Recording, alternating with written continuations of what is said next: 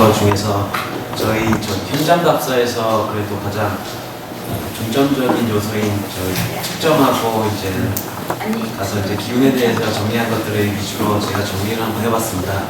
그래서 짧게나마 이렇게 저기 사진과 같이 해서 이제 보여드리도록 하겠습니다.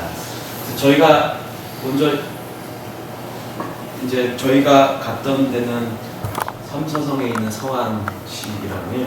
하남성에 낙양군주 개봉 이렇게 4개의 도시를 대표적으로 이제 갔다 왔습니다. 그러고 나서 이제 첫 번째 1일째부터 이제 5일째까지였는데요. 이제 서안에서부터 저기 정주까지 이렇게 일정을 저희가 다 소화를 했습니다. 첫 번째 이제 처음에는 저희가 이제 인천공항에서부터 이제 출발해서 사진은 그냥 제가 그냥 좀 빨리 돌아가겠습니다. 네. 그래서 저희가 첫 번째 서안에 도착을 했는데 이제 점심을 먹으러 갔는데 거기서 이제 유명한 서안 대한탑이 이제 보이더라고요. 이게 대한탑이라 해서 큰 거위, 큰 기러기의 탑 이렇게 저기 번역이 되는데요. 여기가 이제 원래는 명칭은 이게 자은사라는 절 안에 있는 탑이라서 자은사탑이라고도 불리고요. 대안이라는 것은 이제 큰 기러기라는 것은 옛날에 이제 오백나한에 관련된 전설에 이제 관계돼서 그 기러기라는 게 불교에서 이제 크게 이제 중요시된 동물로서 이제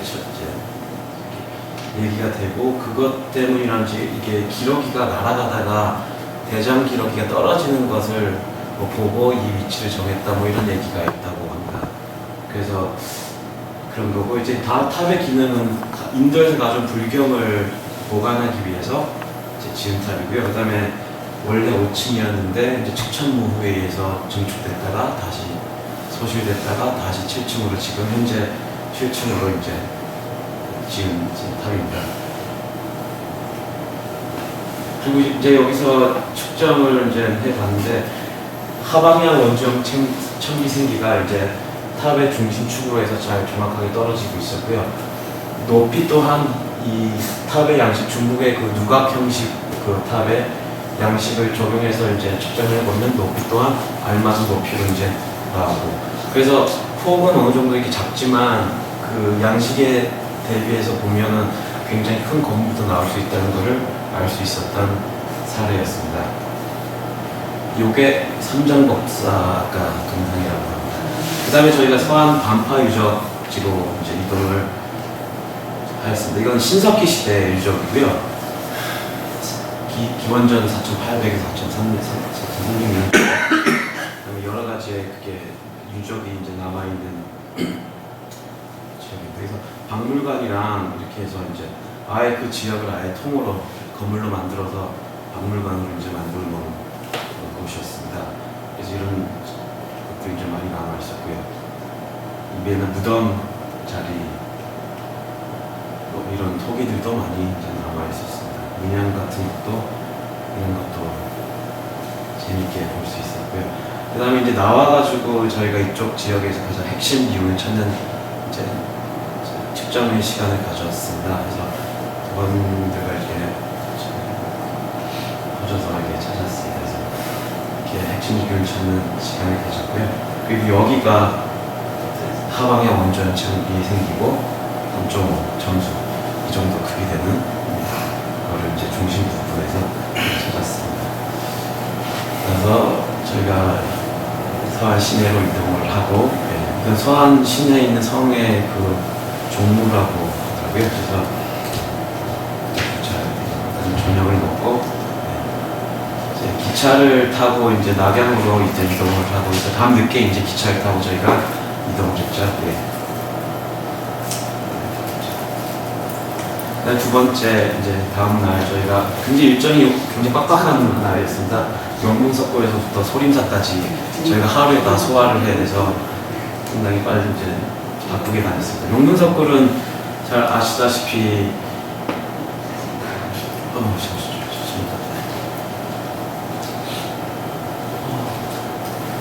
목소리 조금 크게 들릴까? 예, 컴퓨터가 거기 있어요. 네. 잘했습니다.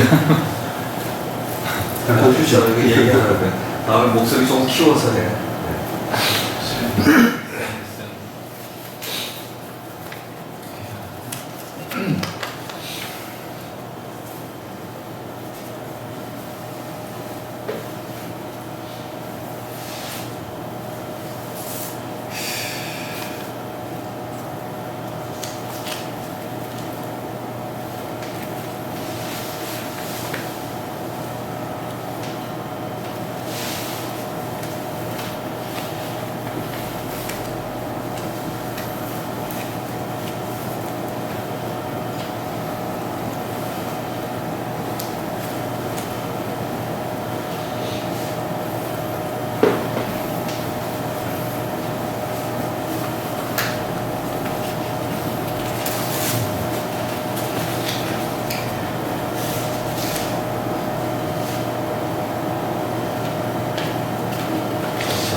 이렇게 좀 그러면 아예 천천히 나오세요.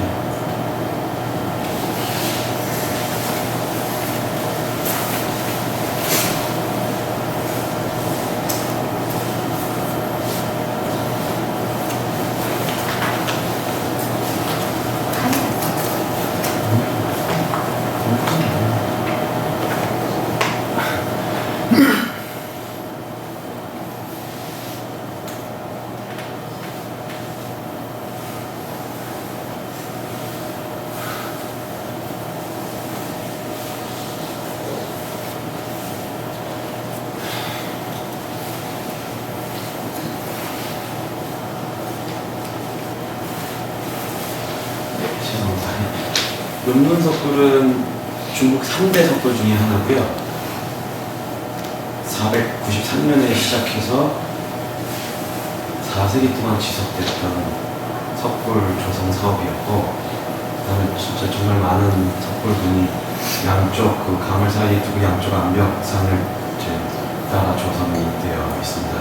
그래서 여기고요. 네, 이거 이제 이 양쪽 암산이라고 저는 저쪽에 있고, 이쪽보다는 이쪽에 집중적으로 많이 조성이 되어 있습니다.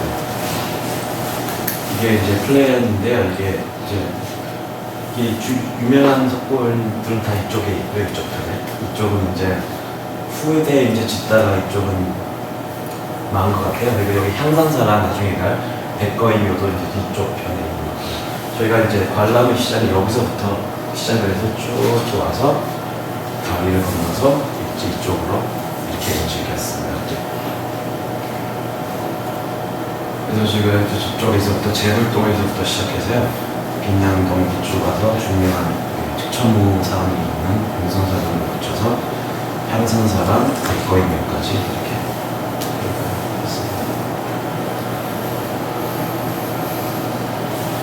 첫 번째 저희가 갔을 때 그 제불동이라고 641년도에 지어진 석굴이고요. 예, 보시다시피 돈중부를 사이에 두고 양쪽에 보현보살과 문수보살이 이렇게 있는 형이죠. 천장에 네. 아, 예. 소리가 잘 안 들려. 네. 뒤에 소리 수련하듯이. 네. 그래서 이렇게 측정을 해보니까 이제 본전불에도 당연히 이제 하방의 천기생기가 정확하게 연맹의 폭으로 떨어지고 있었고요. 그 다음에 옆에 있는 보현보살이랑 문수보살 상에도 정확하게 그 사이즈에 맞게끔 떨어지고 있었던 것을 확인할 수 있었습니다. 그리고 이거는 선생님께서 힌트를 주셔가지고 색깔도 한번 제가 그 기운의 색질이 어떻게 되는지도 측정을 해서 한번 이렇게 표현을 해보았습니다. 그래서 하방 천기라든지 여러 가지 색으로서 이제 구성이 된 것을 저도 확인을 할 수 있는데, 맞고 안 맞고는 나중에 선생님께서 한번 말씀해 주실 것 같습니다. 예. 그 다음에 이제 제불동을 나와서 이제 이동을 이제 하면서 저희가 중간중간에 석굴 보면은 이런 조그만 석굴, 석좀 이렇게 조각 같은 것도 정말 많이 볼 수 있었습니다. 네. 두 번째로 빈양동이라는 석굴이었고 505년에 조성된 석굴이고요. 그 다음에 이거는 세 개의 석굴이 나란히 이렇게 있습니다. 우측에, 중앙에, 그 다음에 좌측에 이렇게 있는 석굴들이고요. 네, 이렇게 이게 가장 맨 좌측, 이제 중앙 저쪽에 있죠. 그 주변에도 이렇게 조그만 석굴들이 다 이렇게 하나씩 파져 있었던 것을 이제 볼 수 있었습니다. 예, 이렇게 보이다시피. 그리고 중요한 것은 이런 데도 전부 다 떨어지는 기운에 조성된 것이 거의 다다라고 이제 보여졌고요. 그다음에 이 중앙 석굴에 있는 건데 이제 이거를 측정을 해보니까는 이제 보이는 부분만 이렇게 정확하게 떨어져 있었던 것을 측정할 수 있었습니다. 그 옆에 그 외 좌측에 있었던 우측이죠. 예, 거기서도 확인을 할 수 있었어요.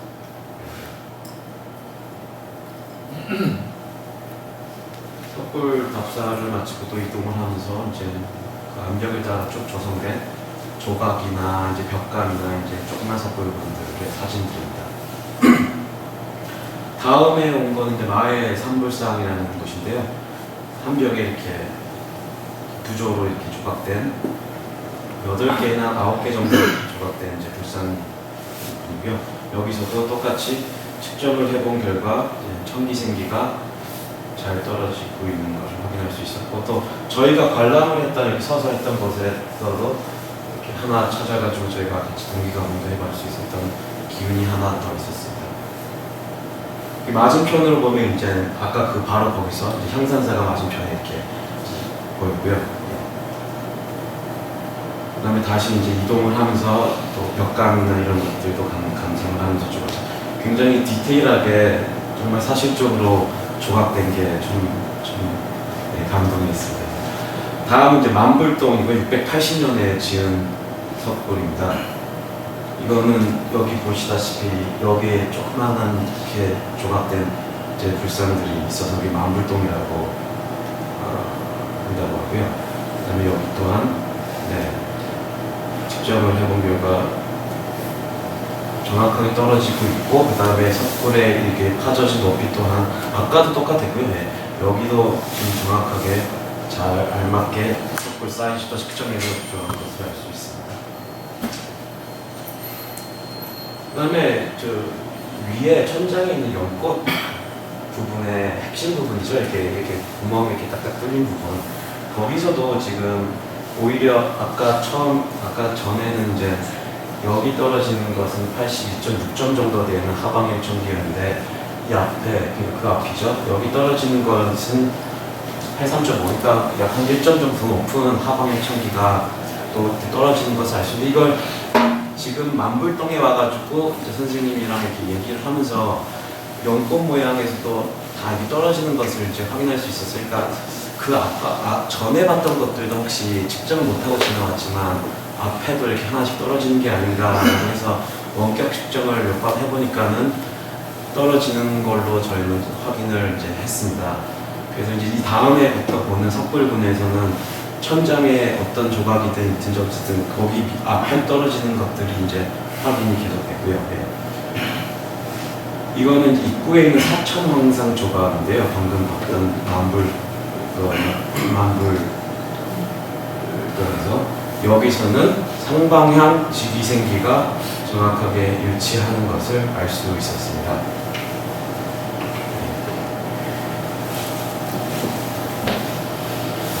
다시 이동을 하면서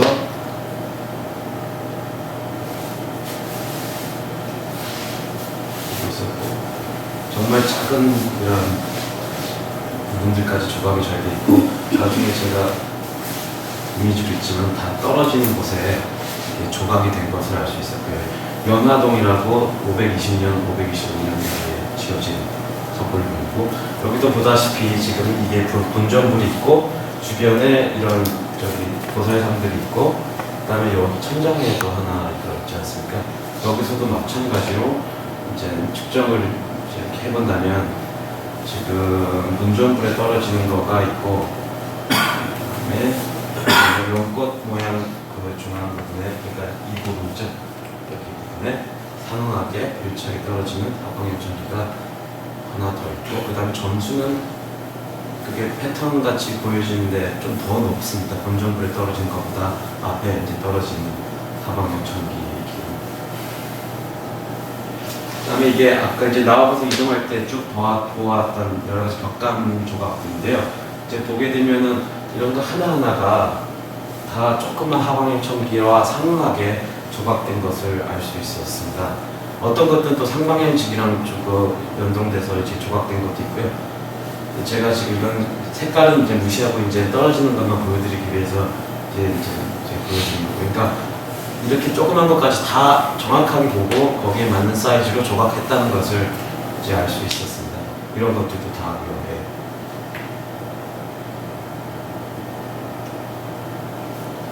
여기 이런 탑도 이렇게 조각을 해놓은 것도 알 수 있는데 이것도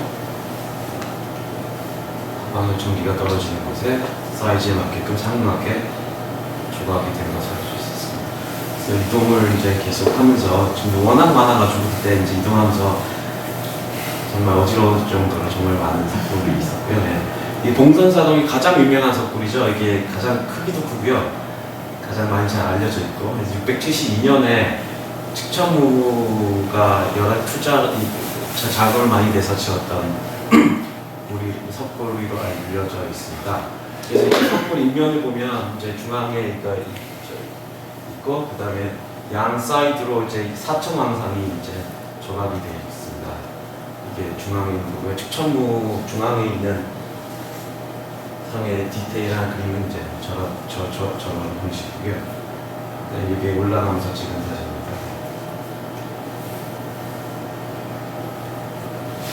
이런 작업들은 그때 보니까는 예전에 여기에 건물을 정각을 지어가지고 보호를 하려고 저한테 작업을 하고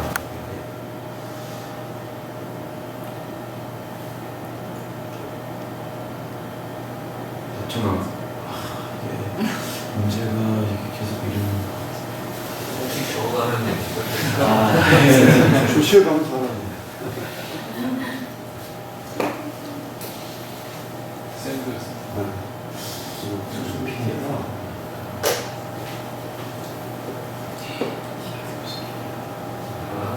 다시 한번.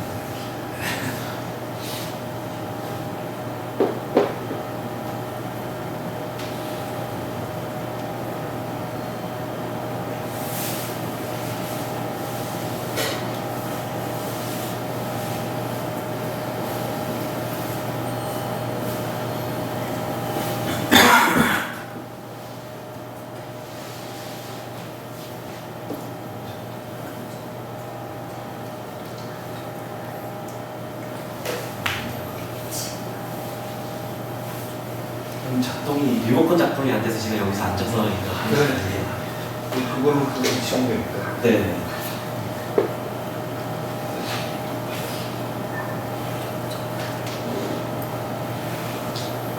그래서 요거를 측정해봐서 제가 여기서 가장 어떻게 보면은 다우징의 측정이 많이 틀렸었는데요. 이게 이때까지 보았던 제굴동에서부터 연화동까지 정확하게 본전물이랑 사이즈가 맞고 그다음에 그 정확하게도 어쨌든 다 조각돼 있었는데 여기 있다고 와서 당연히 더 크고 더 웅존하고 이제 조각했던 거를 그냥 그대로 받아들이고 당연히 잘 했겠거니 생각하고 이제 측정이 했죠. 그러니까 뭐 당연히 뭐 여기 이렇게 영맥에 떨어지고 있고 이렇게 나왔는데 이제 측정을 이제 확인하다 보니까 이제 그게 아니었던 걸로 이제 알게 되었습니다. 그래서 이 지금 측천무 이 비로전화술이라고 하는데요. 거기서 공식적으로 보면지는 굉장히 크게 지었던 크게 지은 지금 사례고요. 우선 떨어지는 하방형 총기는 지금 이 귓불 사이 정도 폭으로 되는 하방형 총기가 떨어지고 있고요. 그 다음에 그 동시적으로 여기 올라오는 상방형 지기가 하나 있고, 그러니까 두 개가 이렇게 겹쳐가지고 이제 만나는 지점인데, 그거가 지점으로 해서 토탈 점수가 81.3점으로 오히려 두 개의 기운이 만나서 그렇게 어울리는 이제 그 결과값을 내지 못한 상황이라고 이제 알게 되었습니다. 그래서 지금 그냥 어떤 측천모의 그때 어떤 시대적인 상황에 그냥 그분이 좀 더 자기 자신 드러내기 위해서 크게 지었던 건 아닌가 이렇게 해석을 하는 어떤 저기 곳입니다. 그래서 지금 이렇게 보면은 지금 다음 슬라이드를 보면은 지금 여기 하방형 청기고 상방형 직이고 그 다음에 거기에 맞춰가지고 높이를 다시 해보면 지금 이 높이인데 이게 머리끝 높이가 지금 이쪽까지 와야 되고요. 그 다음에 폭은 당연히 이게 줄어야 되고, 그래서 지금 이 높이입니다. 그래서 지금 현재 높이가 17.14m라고 하는데 약 15.10m 정도 높이가 줄이고 전체적으로 이렇게 좀 작아져야 되는 거죠. 그래서 이렇게 들어가야지만 알맞다라고 측정이 되었습니다. 그러면 이제 옆에 거가 크게 지었으면 다른 옆에 것들도 어떻게 측정을 해봐야 되는데, 왜냐면 워낙 그때 당 불상 조각 양식이 있기 때문에 주부를 크게 지으면 그 옆에 짓는 것도 어느 정도 사이즈에 맞춰져서 짓는 이제 형식이었기 때문에 분명히 이것도 측정을 정확하게 해보고 넘어가야 되는 걸로 생각이 돼서 해보니까 지금 잘 안 보이는데, 지금 이 문수보살이죠. 이게 원래 사이즈가 여기인데 지금 이쪽으로 좀 줄어야 되고요. 이것도 여기까지 줄어야 되고, 전체적으로 이제 사이즈가 다 줄어야 되는 것으로 지금 나왔습니다. 그래서 뒤에 배경이 잘 안 보이는데 지금 파란색 부분이 알맞게 조성된 사이즈를 제가 그림으로 나타내봤습니다. 네. 그 다음 사천왕상은 어떨까? 사천왕상은 의외로 정확하게 상방향치기로 저기 상응되어 있는 것뿐만이 아니라 높이도 이 상방 그 사천왕 쪽은 잘 지는 것으로 나왔습니다. 그래서 저희가 이제 이거 측정을 하면서 또 여기 도면 여기 이게 중앙 주굴이 있고 이렇게 사천왕상이 이렇게 양쪽으로 있고 여기 지점이죠. 여기서 상방이 굉장히 큰 1.7 굉장히 큰 상방이 81도 5점이 되는 상방향 원주현직이 생기기 위해서 동기 감응을 또 해봤고요. 그 다음에 지금 주굴 바로 앞에 여기에는 오히려 가장 84.2점에 해당하는 하방향 천기생기가 측정이 돼서 거기서도 동기감을 해봤습니다. 이것도 집기가 굉장히 크고 오히려 이쪽을 썼었으면 더 좋았을 거라는 생각을 들게 할 정도로 괜찮은 기운이었죠. 그래서 그 위치는 약간 앞쪽에 이렇게 떨어져 있습니다. 네, 그래서 여기 동선사동은 지금 전체적으로 기운이 떨어지는 이제 이게 패턴이 쭉 이렇게 있고, 이게 핵심 아까 찾은 거랑 또 상방이 이게 어쨌든 이것만 보더라도 그때 당시에 사람들은 어쨌든 파고 들어가는 것도 또 알고 파고 들어가는 걸 확연히 알 수 있었습니다. 예. 이거가 여기서부터가 30m를 파고 들어갔다고 하더라고요. 예. 여기서부터. 예. 그다음에 또 이동하는데 저기 여기서 중요한 게 지금 사진이 없어가지고요. 가장 처음에 지었던 석굴을 저희가 안 보고 이제 이동을 했습니다. 근데 그게 여기 고양동이라고 여기 위입니다. 근데 저도 안 찍었고 선생님도 사진을 그냥 지나쳐서 안 찍고 마목사님 사진도 없고 해서 살짝 예. 과한데 위에 거기 올라가진 않았지 그가. 예, 이 계단은 이게 올라가지 않아. 근데 거기에 가장 먼저 지은 그게 있었더라고요. 그래서 좀 아쉽지만 어쨌든 근데 그 사진을 구해서 제가 한번 고양동이라고요. 493년에 4년에 지금 그 감시를 만들기 위해서 처음 짓기 시작했던 석굴이라고 합니다. 그리고 저게 사진이고요. 다음 사진 이게 보면은 네, 이렇게 지금 보이는 석굴이고 옆에 벽담들도 이렇게 돼 있고요. 이건 제 사진이 아니라 유네스코 사진입니다. 그다음에 여기서 측정을 해봤는데 본점불, 그 다음에 여기서는 이게 정면보다는 딱 이렇게 90도를 꺾어서 주부를 보는 형식으로 이렇게 도살상들이 들어가 있는 게 좀 흥미롭다고 하고요. 그 다음에 이 앉은 자세가 재단이 상당히 높은 걸 알 수 있고요. 그 다음에 이 앉은 자세가 굉장히 편해 보인다는 거. 이게 수련을 많이 한 사람 같이 이렇게 딱 쓴 이게 이 가리 자세가 정말 편해 보인다는 거. 이게 좀 제가 봤을 때 특이할 만하다는 사항이었습니다. 네. 그리고 아까 보이다시피 재단에도 이렇게 조그맣게 이렇게 조각된 것들이 알 수 있는데요. 거기도 조그맣지만 다 이게 떨어지는 것들이 있는 것으로 확인되었습니다. 그래서 용문석굴은 저희가 대표적인 석굴군은 이제 여기까지가 저희가 이제 답사를 했던 곳이고요. 이제 저희가 이제 다리를 건너서 이제 맞은편에 있는 향산사와 백거인 묘를 이제 답사하기 위해서 이제 이동을 하면서 예, 전체 사진을 찍게. 향산사는 이제 516년 최초 건립이었고요. 그 후에 개축되고 하면서 여러 이제 변화가 있었지만 중요한 건 또 중국시 백거이가 18년 동안 살았던 곳이라고 해서 또 유명한 절이라고 하고 또 축천무가 그 용릉석굴 이게 그 조성하고 하면서 자주 들렀던 그 절이라고 합니다. 그래서 뭐 더 크게 짓고 뭐 더 증축하고 이런 이제 사례가 이제 많았다고 역사가 그렇게 알려져 있습니다. 이제 향산사로 가는 길에 이제 이런 이제 이렇게 불산 이게 고승들 이렇게 동상들처럼 이렇게 있었는데 한 6개, 7개 됐나요? 그 중에서 이제 하나 이제 향산사 고승들이었던가 봐요. 그래서 이게 이제 고승의 사진이 있었는데 이제 선생님께서 측정을 이렇게 해보시더니 84점 정도 되는 이제 점수가 공부를 많이 하신 고승이었을 것이라고 이렇게 말씀해 주셔가지고요. 특이한 점이 있었고요. 그 다음에 이제 향산사로 올라가는 길입니다. 이 가파른 계단을 따라서 올라가야 되고 도착하니까 종로가 있고 천왕전 있고 예. 저희가 이제 절 정각 같은 데 가면 가장 핵심 정각을 가는데 그거는 향산사에서 이제 미타버전이라고 제일 뒤에 있는 정각입니다. 이게 미타버전 안에 있는 이제 불상인데요. 이게 통은행나무라고 합니다. 은행나무 통을 깎아가지고 만든 불상이라고 합니다. 측정해 보니까는 이게 이제 위치나 이제 떨어지는 것은 여기가 아니라 여기 앞에 떨어지는 것으로 나왔고요. 그 다음에 사이즈가 거기에 따라서 옮겨온다면 좀 이게 좀 작아져 이렇게 나왔습니다. 82.3점 정도의 하방향 청기로 측정이 되었습니다. 예. 그 다음에 나와가지고 저는 좀 나름대로 한번 사이즈가 어떤가 정각의 사이즈 이게 다 크게 짓고 막 한 것 같아가지고요. 보니까 그냥 1층 지금 현재 1층 높이로 그냥 쭉 내려와서 가도 전혀 문제가 없을 정도로 알맞다고 나와서 이렇게 한번 그림으로 표현을 해봤습니다. 그러니까 2층으로 이렇게 지은 것들이 많더라고요. 중국에 가니까는 크게 그래서 이렇게 알맞은 사이즈는 현재 1층 높이 정도다.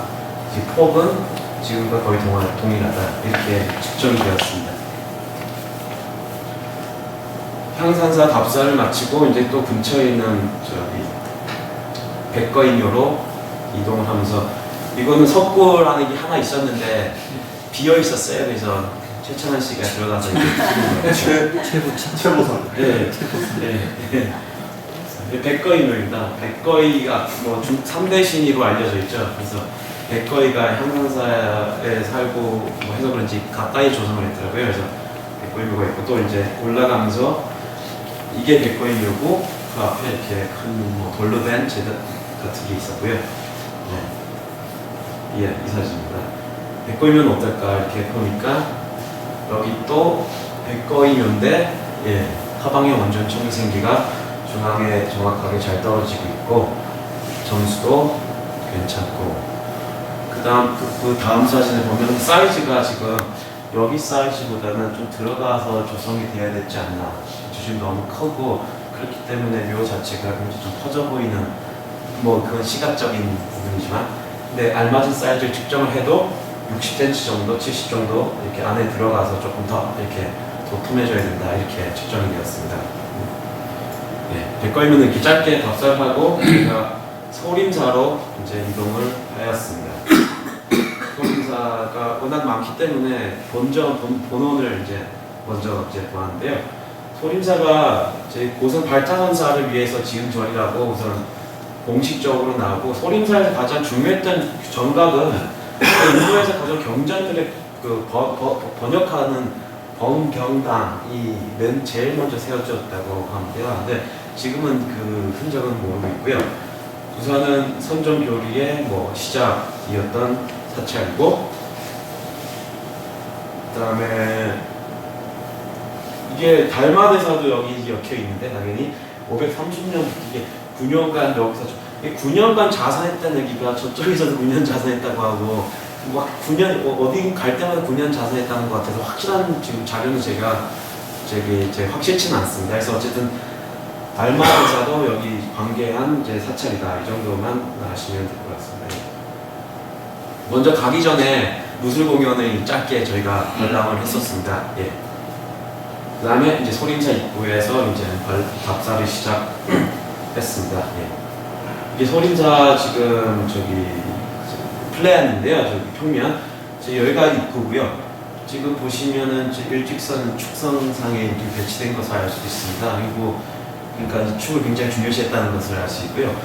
이거는 이제 위에서 내렸던 펄스펙트이고요. 그다음에 다음 보면 이게 이제 앞에서 봤을 때 이게 일면도죠. 그러니까 점점 위로 경사지게 올라가니까 뒤에 것들은. 그 다음에 지금 이건 옛날 도면 같은데 제가 찾다 보니까 옛날에는 지금 제일 위에 거, 그 다음 거, 그 다음 거까지밖에 없고 그 다음에 것들은 지금 이게 두 개가 비어 있어요 지금.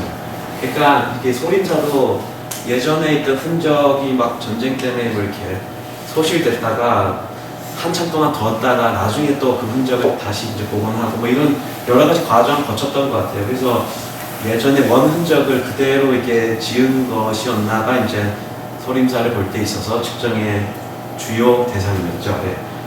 다음. 그래서 입구에 들어가면 지금 은행나무가 이렇게 있고요. 그다음 이런 구멍들 같은 경우에는 이제 무술하는 사람들이 냈다 연습하면서 하는 구멍입니다.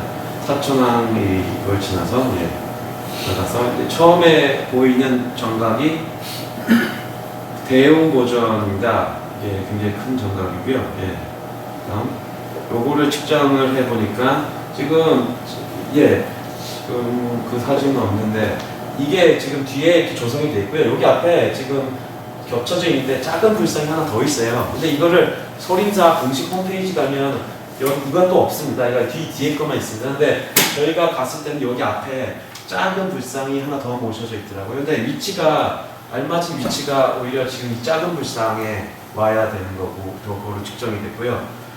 하방향 총기가 내려오고 82.3점 정도 되는, 그래서 사이즈는 이 정도 되는 걸로 보시면은 알맞다고 나왔습니다. 그래서 어떻게 알고 왜 이걸 작은 걸 갖다 놨는지는 모르겠지만 어쨌든 그렇게 측정이 되었습니다.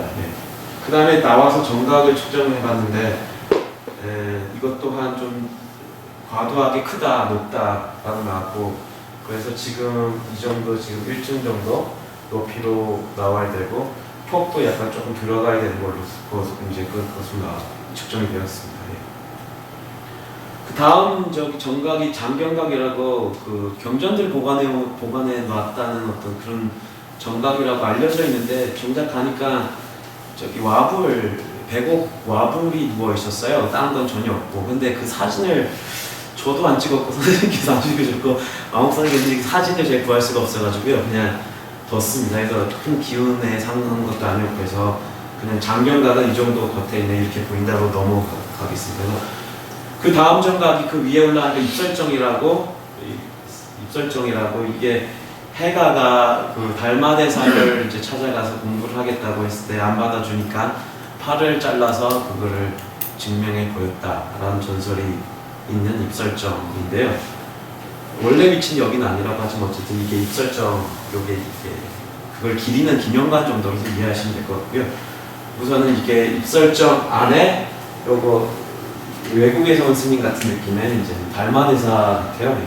요 불상이 자그마하게 모셔져 있었습니다. 그래서 다음 사진을 보면 요 안에 있는 불상 또한 이게 81.3점 정도의 하방향 청기가 떨어지고 있었고, 다음 거를 보면 더 핵심은 입설정에 그 입설정 안에 있고 여기 안에 있는 83.8점 정도에 해당하는 하방향 청기 생기. 우리 이쪽이 더 핵심으로 지었으면은 더 나았지 않나 생각합니다. 그 위에 가장 큰 정각이죠. 이제 마지막 정각인데 천불전 서방성인이라고 하는 정각입니다. 이제 여기 가장 큰 정각이고요. 안에 모셔진 감실에 이제 요 서방성인이 모셔져 있습니다. 여기를 측정해 보면은 여기 보면 우선 위치도 지금 있는 위치가 아니라 그 앞에 제각까지 나와야 되고요. 84.2점으로 소림사에서 측정했던 핵심 기운 중에서 가장 높았던 점수를 가지고 있는 기운입니다. 소림사 이제 본원에 대한 답사는 여기서 이제 마무리를 하고 다음 근데 이제 이제 저희가 그 다음 탐림으로 넘어가는 코스여서 탐림도 이제 있는데 우선 달마대사에 관련해서 이제 집에 나중에 이제 다시 돌아와서 제가 이제 자료를 찾다 보니까 달마대사 관련해서 더 알아보니까 초조암과 달마동이라는 데가 소림사 분원으로 이렇게 있었는데요. 저희가 못 가봤죠. 그래서 보니까 초조암은 이제 달마가 9년간 면벽 수련했다는 곳으로 알려져 있고 달마동도 9년간 면벽을 했다는 것으로 알려져 있어요. 그래서 이게 어떤 설에 의하면 왔다 갔다 하면서 이렇게 수련을 했지 않나 라고 지금 추정을 하고 있다고 합니다. 그리고 달마동에서는 달마가 열반을 한 곳이라고 하고 거기서 동굴 밖에서 역근경이랑 세수경을 만들었다고 전해진다고 합니다. 그래서 초조암은 지금 여기가 소림사 본원이고요. 입구가 이쪽이고 여기 초조암은 여기 있습니다. 네. 그러니까 산길 따라 탐림은 여기고요. 여기 네, 탐림은 여기고 초조암은 여기고 달마동은 한 여기쯤에 있습니다. 네. 산 위에 아예 그냥 가파르게. 네. 그래서 이게 초조암을 먼저 보여드리는데요. 사진을 제가 구해서 보여드리니까 지금 이런 식으로 아주 자그마한 지금 정각이고요. 이게 대웅전 같이 대표된 정각 하나와 이렇게 뒤에 조그만 암자 2개. 그 다음에 정각 안에는 여기 달마대사상이 감실 안에 이렇게 모셔져 있고요. 예. 다음 이게 평면인데 입구에서 이게 이제 대웅고전 같이 큰 가장 주된 핵심 정각. 그 다음에 여기가 저기 보시면 아시겠지만 달마대사 면벽 수련 장소에서 명칭이 달마 면벽지암이라고 뭐 이렇게 돼 있어요.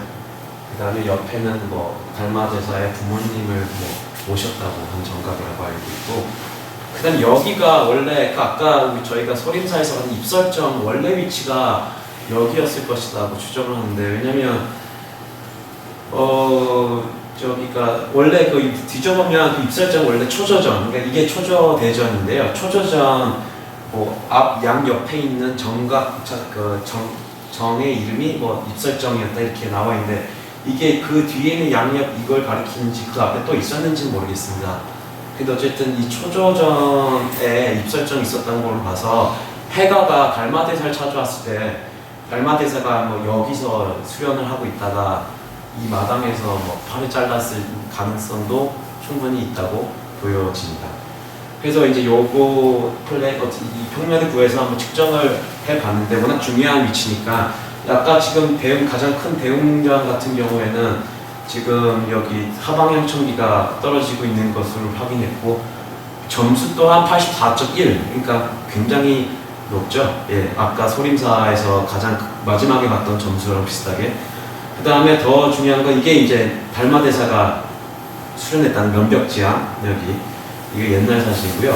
여기 안에 지금 보면 저기 다음 거 보면 여기도 84.2 정도 되는 지금 하방의 청기가 떨어지는 것 같아 그 측정이 되었습니다. 그래서 상당히 여기 가보진 못했지만 지금 또 남아있는 정각들은 다 청나라 때 건물들이라서 정확한 흔적은 또 볼 수 있지는 않지만 기운으로서 측정해 보면 정말 중요한 자리였다는 건 확인할 수 있었습니다. 예. 그 다음에 달마동을 또 제가 측정을 해봤는데, 달마동은 지금 이렇게 생긴 저기 산 위로 올라가면 동굴이 이제 모셔져 있고, 이게 입구고 이게 안에 이렇게 지금 현재는 이렇게 모셔져 있고요. 예. 지금 앞에 보면은 지금 이렇게 모셔져 있고, 측정을 해보니까 지금 이 자리보다는 안에 있는 좀 안에 들어가서 있는 게 84.5점.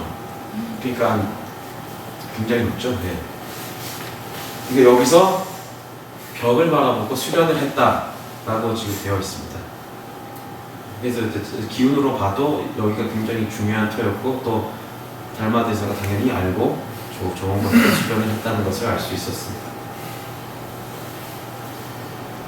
그 다음에 탑림으로 가는데, 탑림은 탑의 숲으로 알려져 있고요. 그 소림사의 고승들이 사리가 모셔져 있는 탑분이고, 현재는 232개만 남아 있습니다. 그래서 탑림을 이제 쭉 관람했고, 탑의 형식은 그 고승들의 직위와 그 다음에 이제 그 화장을 했을 때 나온 사리의 양에 비례해가지고 탑의 형식을 정했다고 하더라고요. 그 형식은 또 시대에 따라 또 정한 또 룰이 있었겠죠. 근데 여러 가지 형식도 보이고 탑의 크기가 같은 게 거의 뭐 없을 정도로 정말 다양합니다. 예. 그리고 다 좋은 것, 좋은 기운에만 들어가 있는 것이 아니라 뭐 기운이랑 상관없이 안 좋은 곳에도 배치가 되어 있는 것을 확인할 수 있었습니다. 예. 그리고 탑 림을 돌다가 안에서 어쨌든 울타리 때문에 못 들어가서 결국에 밖에서 이렇게 핵심 기운을 이렇게 찾으셔가지고 이렇게 이제 핵심 기운을 한번 맛봤습니다. 예.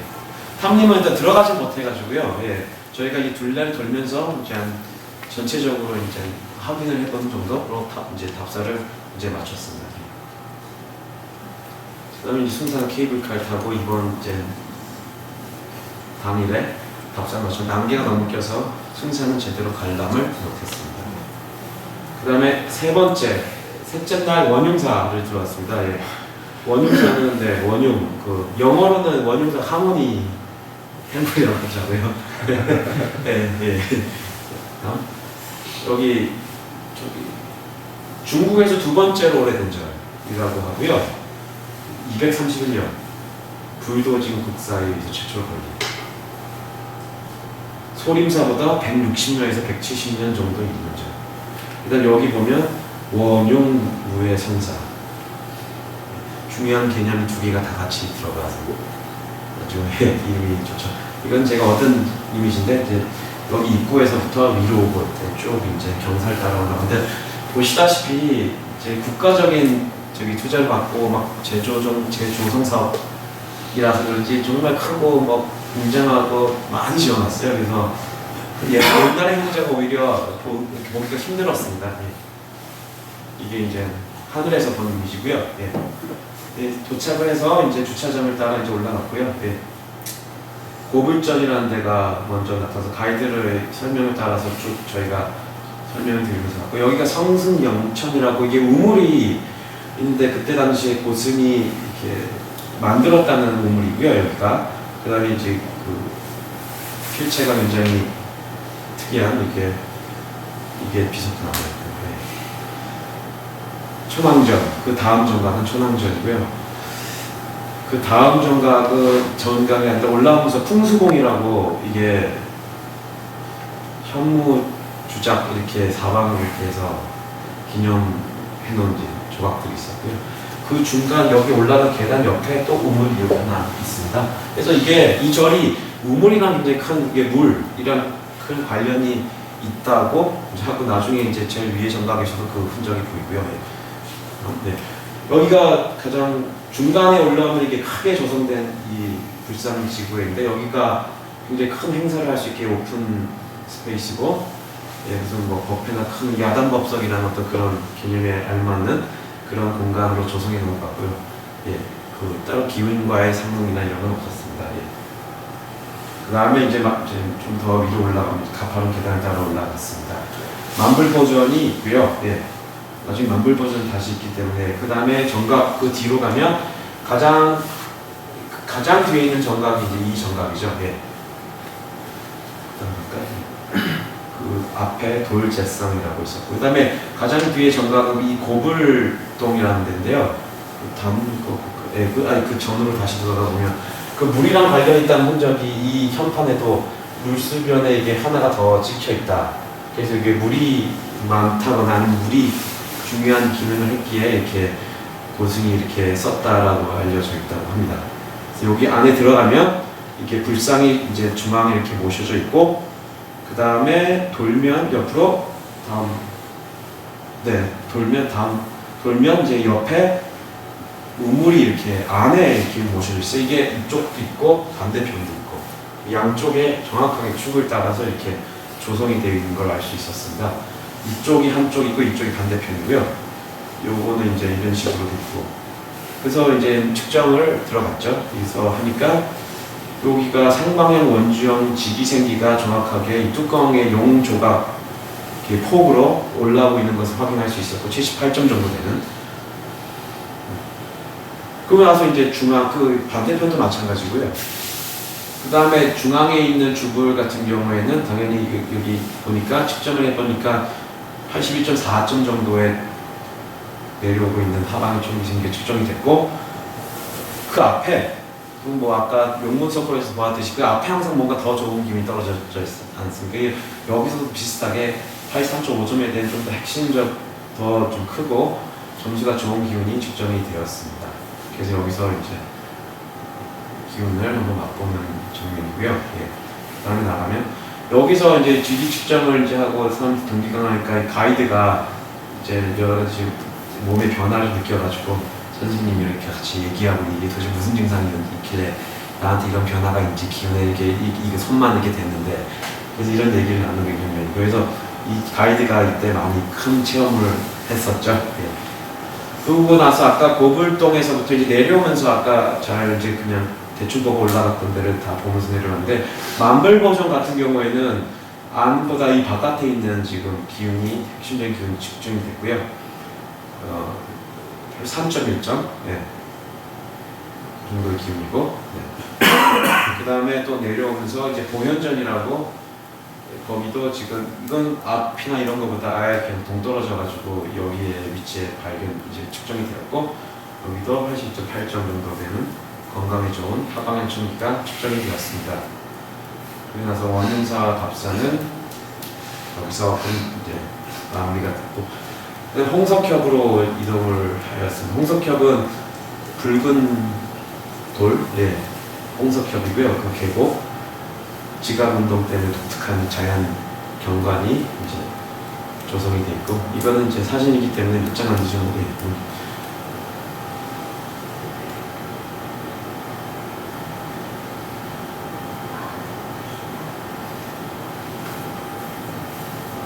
여기가 이제 요게 수룡폭포라고 하고요. 수룡 머리 숫자더라고요. 그러니까 물 숫자가 아니라.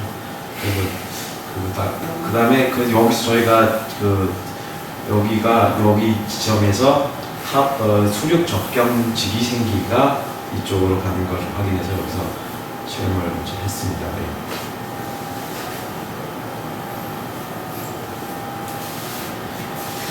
(4일째) 답사입니다. 그래서 처음 이제 상성 유적지를 저희가 갔습니다.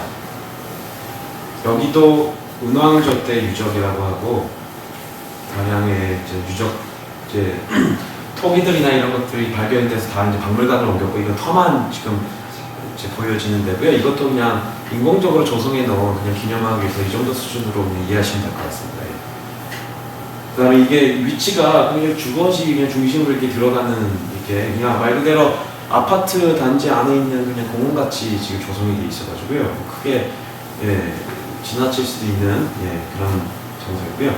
여기서 저희도 이제 따로 여기서 남아있는 흔적이 없었고 이게 그런 흔적이 없었기 때문에 여기서 이제 핵심 기운을 찾는 시간을 가졌습니다. 그래서 보면 이제 측정을 해서 핵심 기운을 요 다인석 여기 앞에 있는 핵심 기운을 찾았습니다. 이게 저희 갈 때마다 들어가지 못하고 이런 상황이 있어서 그 외에서 핵심 기운을 찾아도 그 지역 통틀어서도 굉장히 좋은 핵심 기운을 찾을 수 있어가지고요. 그것도 굉장히 좋았죠. 그래서 이게 83.3 정도 해당하는 하방의 청기였습니다. 그리고 그 후에 진법 자발공을 대관들과 함께 하는 시간을 가졌습니다. 그 다음 성왕묘로 이동을 하였습니다. 걸어서 가까운 거리였고요. 성왕신, 도시와 그 주민들을 소환하는 신을 모신 사단 정도로 이해하시면 될 것 같습니다. 그래서 이동을 이제 했고, 이게 안에 들어가고 하니까 관우상이 모셔져 있는데, 관우가 이제 신격화 돼서 중요하게 이제 모셔져서 이제 관우신이 모셔져 있고요. 그 안에 더 가장 안쪽에 있는 정각으로 들어가서 보니까 지금 이 정각이고요. 그 앞에 여기 있는데, 이게 이 안에 있는 정각이랑 여기 지금 지붕에 있는 게는 달라요, 이름이. 요거는 절하는 공간이라고 해가지고 한자로 배전이라고 하더라고요. 그 다음 이 안에 있거든 또 다른 거고요. 그래서 여기 안에 무슨 궁이라고 표현이 되는 정각이었는데, 어쨌든 여기가 절하는 공간이라고 되어 있습니다. 근데 이제 저희가 이제 가서 측정을 이제 해보니까 이 배전 여기 앞에 중앙에 책침되는 청기가 떨어지고 있었습니다. 82.7점 정도 되는 하방의 청기였고, 네. 그 다음에 그 앞에 또한 이렇게 상방면이 또 올라가는 것도 같이 있어가지고 이 앞에 이 배전 공간 여기서 이제 저희가 기운을 한번 오랫동안 가져갔죠. 네. 그리고 나서 막는 답사를 마무리했고 이제 하남 박물관을 가서 아까 상성 유적지나 주변에 있는 신석기 시대, 은왕조 시대 유적 뭐 또 그 밖의 역사에 관련된 유적들 모아놓은 아주 유명한 박물관이라고 하고 예, 이런 이런 유물들을 이제 보았습니다. 예. 정말 다양한 유적들이 다 보관되어 있었고요. 예. 그다음에 그 후에 점심 후 개보사탑으로 개봉 도시로 이동해서 개보사탑을 봤습니다. 개보사탑은 원래는 13층짜리 목탑이었고요. 원래 위치도 뒤편 야산에 있었다고 하는데 낙뢰를 맞아서 이게 1049년에 다시 옮겨와서 유리벽돌로 바꿔서 다시 지은 거라고 합니다. 이 위치는 그러니까 다시 지은 거죠. 원래 그 모양만 번떠가지고 다시 지은 거고요. 유리벽돌로 지었는데 그게 보이는 모습이 철같이 철탑이라고도 부릅니다. 공원 안에 있기 때문에 공원 입구에서 이제 들어가고요. 그래서 이게 보시다시피 막 녹슨 철같이 이게 보이는 분위기도 있고 막 그랬었습니다.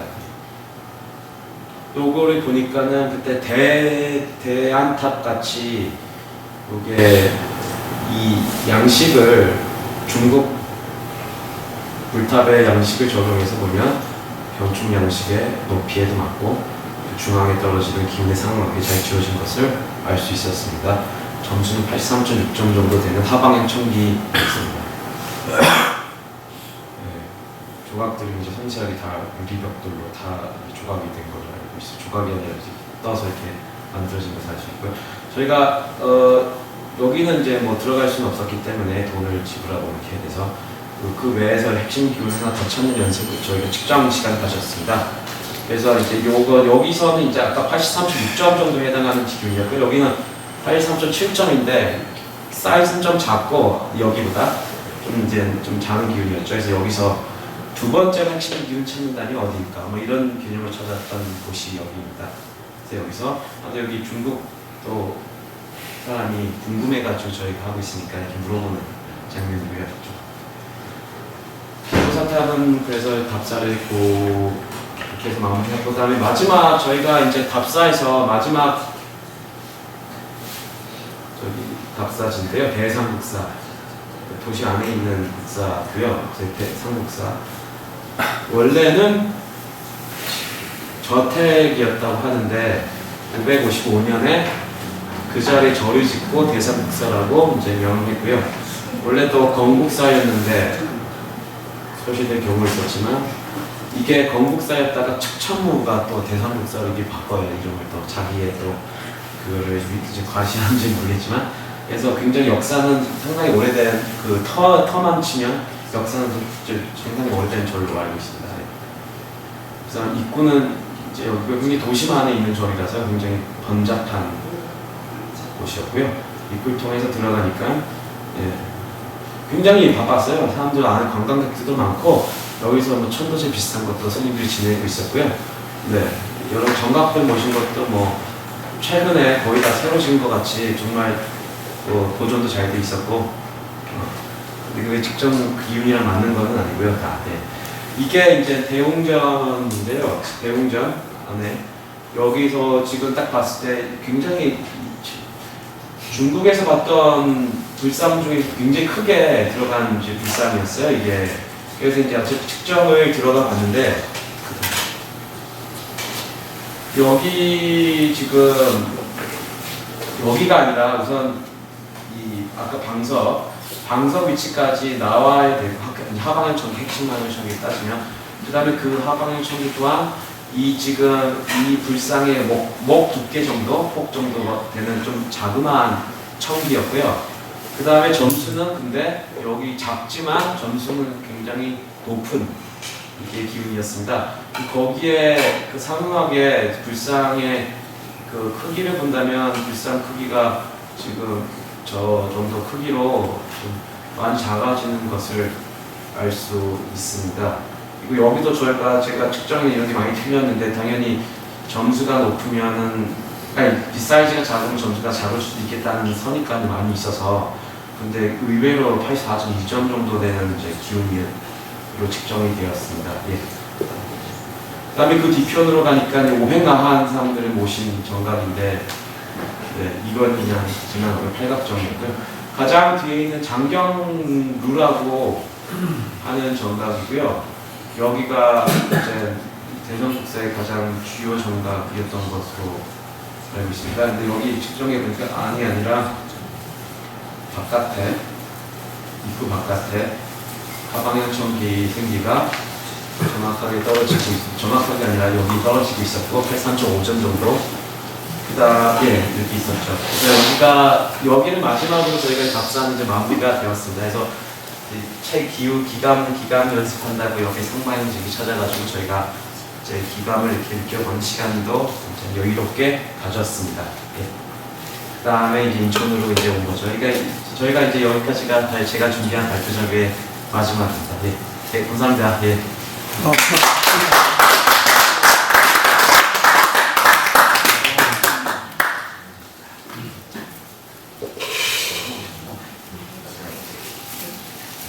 그 지금 금방 지금 오셨어요? 그저 어쩌면 말이죠 여러분 처음 지나면 보기 어려운 세계 최고의 건축가가 설명하는 설명일 수 있습니다. 박수 한번 같이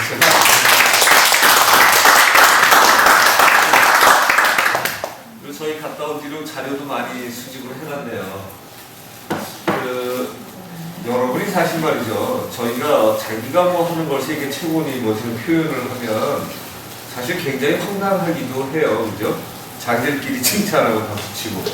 근데 지금 여러분 우리가 답사를 하는 의미를 분명히 알아야 된다는 생각에 설명을 한번 해드리고 중간에 이제 질문거리 있으시면 받아보는 걸로 해볼게요. 예, 처음부터 진짜 초등학교. 그러니까 생기가 있으면 땅을 살기가 있잖아. 네? 생기가 있으면 땅으로 살기가 있는 살기를 막은 살기에 대한 그런 거죠. 막지 않았어요. 그럼 살기면서 막혀 있는 거죠. 그렇죠. 그러니까 지금 여러분이 이 답사를 보면서 제가 가끔가다 살기 막는 거는 아마 탕대 털어서 제가 그래도 한판 붙어볼 만하다고 한 이유는 다녀보면 살기를 막은 흔적은 별로 없기 때문인 거고 그런데 여러분한테 가르쳐 드린 게 저 말고도 이렇게 흔적으로 남아있기 때문에 이거는 제가 최초도 아니고 그 다음 살기 막는 것도 제가 최초도 아니에요.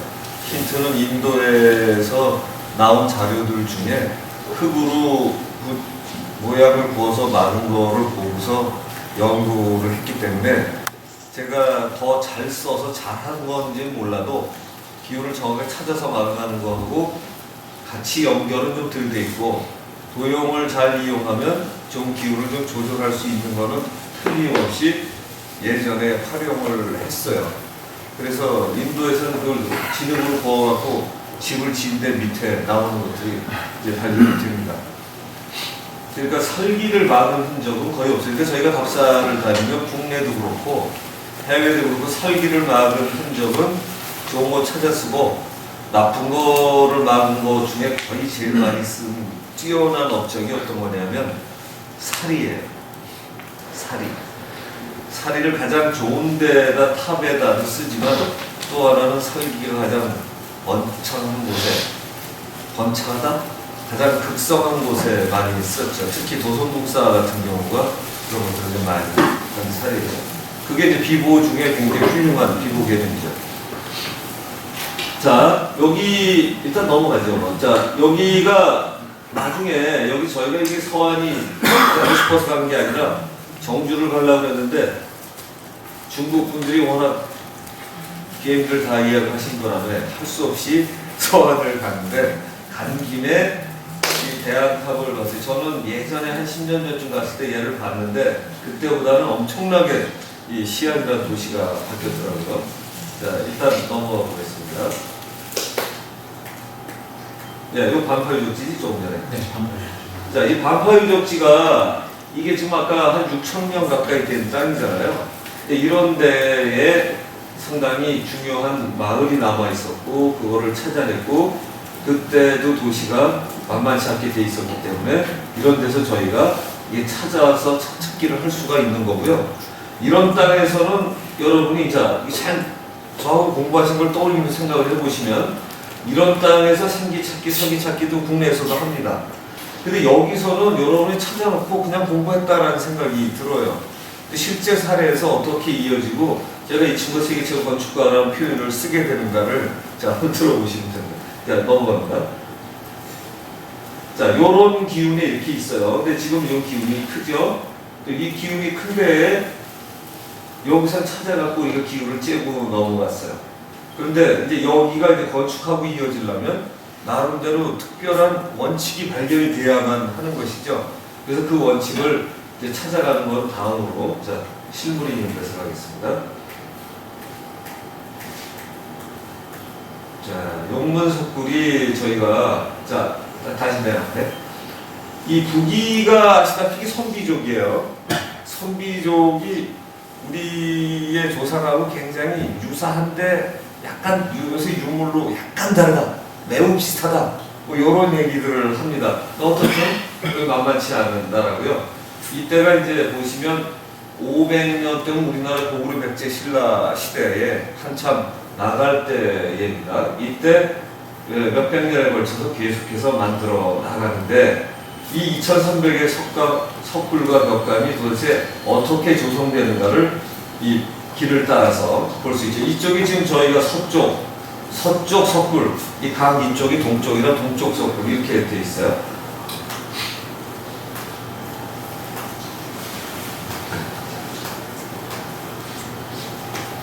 자, 여기도 저희가 이제 보시면 아까 이제 기운하고 이게 설정이 이제 여기서부터 시작이 되는 겁니다. 저희하고 같이 저하고 같이 공부하신 내용이 이제 어떻게 전공이 되는 거냐면 저희가 참나찾기 1에서는 각종 기운을 정리를 하죠. 그래서 셋째 달에 배우는 하강형, 원주형, 청기라는 기운이 도대체 이거랑 관련이 있나 없나, 관련이 있다면 어느 정도 사이즈를 결정이 되고 그것이 건축에 정말 정확하게 적용이 된다를 보는 겁니다. 그래서 이게 사이즈가 참나찾기 1에서는 이 건축법하고 이어지지가 않아요. 참나찾기 2에서 마지막으로 세 번째 달 빠르면 세 번째 달도 많이 끝나는데 이번에 네 번째 달이 끝났죠. 네 번째 달이 끝나는 막통을 하게 되면 제 몸의 어깨 이 정도로 이제 몸의 흔적이 이 통할 때 흔적이 남습니다. 그 흔적이 그러니까 꽤 수렴을 하고 영적인 교감이 영적인 이해가 됐다는 증거가 된 사이즈에 놀랍게도 설정이 되어 있어요. 제가 이거를 깨달으면 석굴암을 답사하면서였는데 석굴암에서 힌트를 얻어가지고 석굴암을 두 번째 가서 보고서 아 저게 뭔가 첫 번째 가서는 이 기운 내려온 데서 새우구나를 발견했고요. 두 번째는 이 기운이 혹시 하고 이 통한 거에다 사이즈를 딱 갖다 대니까 이 원주형 청기하고 요거하고 놀랍게 일치가 돼 있어요. 그런데 여기는 이제 좌상이 된 이유는 이 기운이 내려온 곳 중에 여기 가장 어울리고 힘이 적절한 데다가 상을 세운다 그러면 깨닫는 사람을 앉히려면 이렇게 해서 제가 앉아있다고 생각하시면 되는 겁니다. 이 기운이 요 사이즈로 떨어지면 제가 딱 틀고 앉으면 지금 저 이렇게 앉아 계시는 요런 자세 떨어지는 기운이 저렇게 앉는 거죠. 이게 수련하는 자세예요. 그런 장소에 수련하면 좋다는 거고 그게 이제 막통의 증거죠. 옛날 사람이 건축으로 우리에게 교과서처럼 남겨준 건축의 언어죠 이게.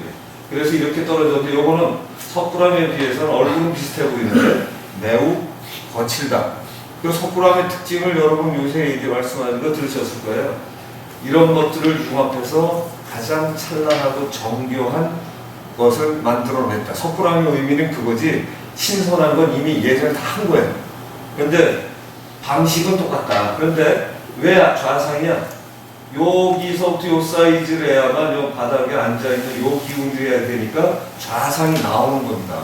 자상하고 싶어서 이렇게 높이를 하는 게 아니라 요 기운의 크기가 가장 적절하게 떨어져서 여기다 설립을 해야 되니까 단을 요 크기로 만들고 이렇게 해서 앉히면 적절하죠.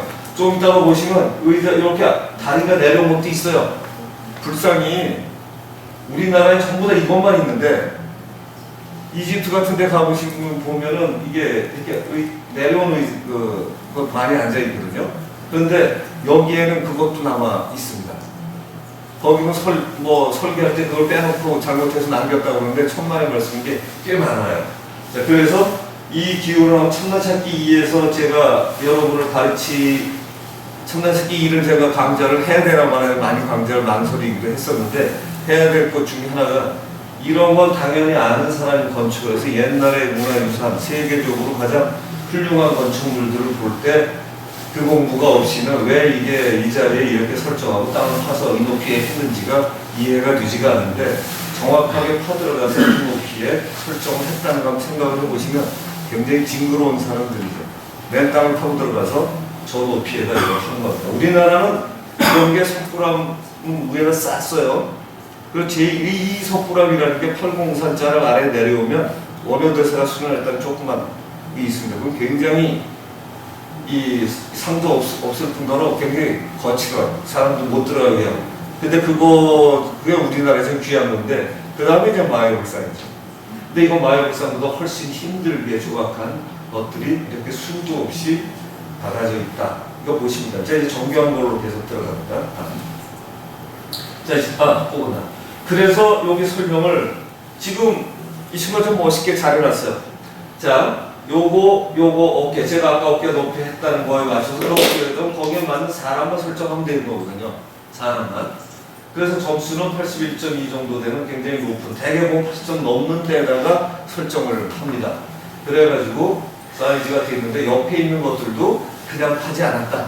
기운이 떨어지는 데에다 팠다. 이건 아주 놀라운 거죠. 저희처럼 하는 공부를 해보지 않는 사람은, 그리고 여러 번 저한테 배워서 간신히 기운 그리는 사람이 이거 못할 일이죠. 적어도 제 수준에 가까운 사람이 한 거예요.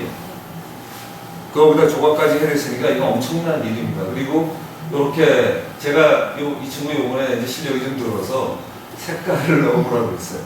그건 이제 무슨 얘기냐면 제 책에도 보면 이 기운들이 있는 거 실제로 눈으로 보면 보일 색깔을 도안개 풍수지리에 그려놓은 거예요. 제 책에는 칼라로 돼 있어서 그거 사실은 거의 설명은 안 돼 있는데 그려놓은 겁니다. 근데 이제 이 친구가 충분히 할만해서 저한테 점검은 안 받았는데 요게 제가 며칠 전에 주문한 내용인데 색깔을 좀 집어넣네요. 근데 이제 이게 이제 뭐 색깔을 빨주노초 파나무에다 약간 정도 차이가 있기 때문에 이 아주 정밀한 아주 비슷한 거죠. 비슷해요. 그러니까 황룡사지 하면 붉은색, 노란색이 내려가서 황룡, 청룡사 푸른룡 이렇게 보시면 되는 겁니다.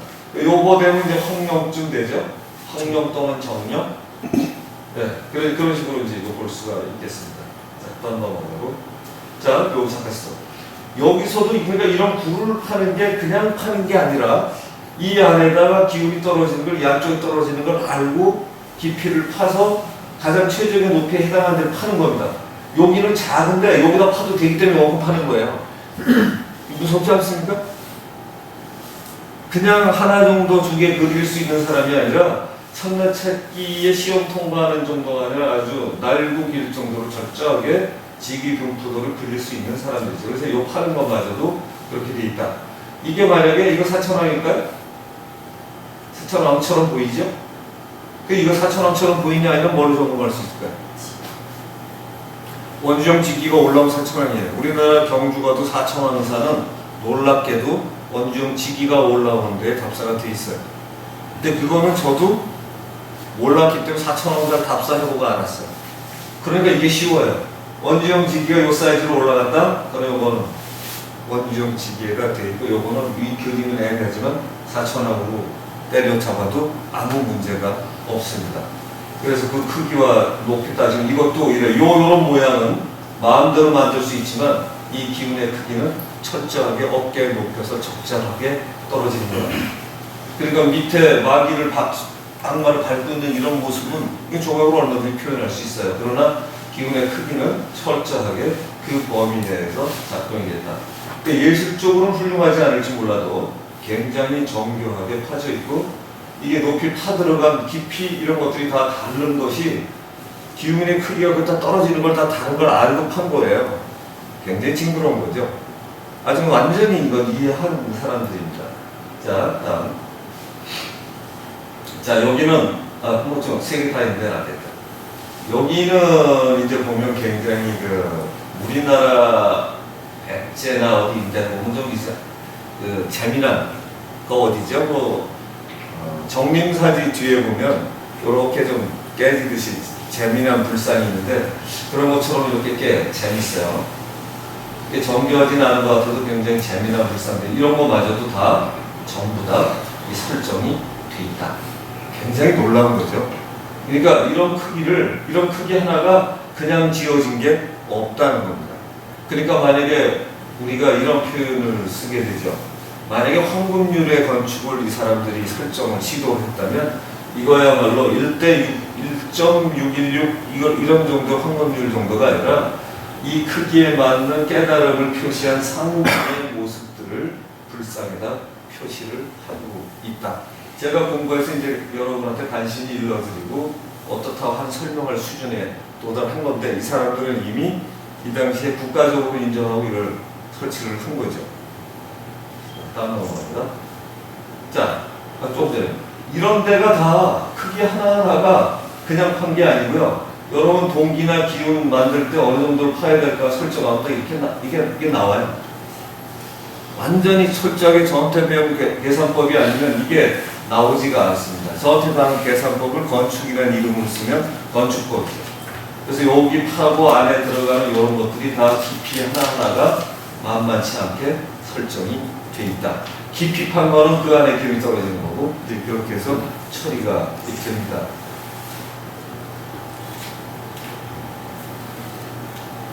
조금 더 가볼까? 하나. 자, 여기도 이 사람이 지금 설명을 아주 손가락까지 표시해서 지금 저희가 설명하는 어깨 넓이, 높이 계산하고 좌대 높을 장도 잡으면 이 건축의 모형은 나타납니다. 그러면 이제 자기가 좋아하는 얼굴상을 집어넣으면 되는 거죠. 모습에 옷 입힌 거하고 이거 기로자라부를 택할 건지 아미타부를 택할 건지는 그때그때 경우에 따라서 또는 이 기운의 성격을 읽어낼 수 있다면 사실 그렇게 하는 게 최고죠.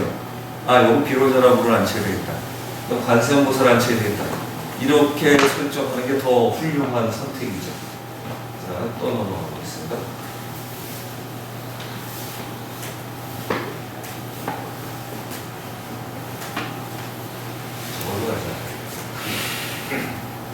잠깐. 또 영거 넘고 갈까? 자, 여기가 저희가 이제 이거를 용문석굴에서 얻은 수학 중에 하나가 연꽃 문양을 여기다 때려놨는데 이 안에 정확하게 기운이 떨어지는 데가 배치가 돼 있고 이게 이제 모르겠어요. 저 안에 부처가 있는 상하고 여기 있는 기운이 더 좋은 게 있었다래도 이렇게 선택을 했을까는 모르겠는데 어떻든 모양이 있어서 굉장히 좋은데 연꽃은 모양인데 그 안에 핵심이 되는 그 시방 있고 이런 목이가 중심이 되는 사이즈에다가 아주 정확하게 그려놨어요. 그 사이즈로 딱 저 기운이 떨어지고요. 그걸 기준으로 하면 요 높이 판 것도 이 정도 파야지 딱 맞아요. 그래서 그림의 모양과 이게 아주 놀랍게 일치한다. 그러니까 요것이 저희가 요번에 용문석굴에서 본 새로운 이제 조성 방식인데 저는 이 방식이 사실 마음에 들어요. 저희가 답사 다니면서부터 우리나라 절에서 붙여 있는 데서 못 앉게 하고 저걸 해놓고 나면 수련하는 사람들은 뭐냐고 이건 수련하는 사람 살릴 수가 있죠, 그죠? 그리고 이슬람 같은 경우 이게 도움처럼 돼 있고 요 안에서 수련할 수 있거나 거기서 강의하게 되면 바로 요 컨셉에 아주 놀랍게 맞아 떨어집니다. 그래서 이걸 높이 세우면서 저쪽 안에다가 불상 앉혀도 문제가 없는데 그걸 동시에 같이 해결한 놀라운 건축이죠. 도리어 저런 건축이 요새 드물어요. 자,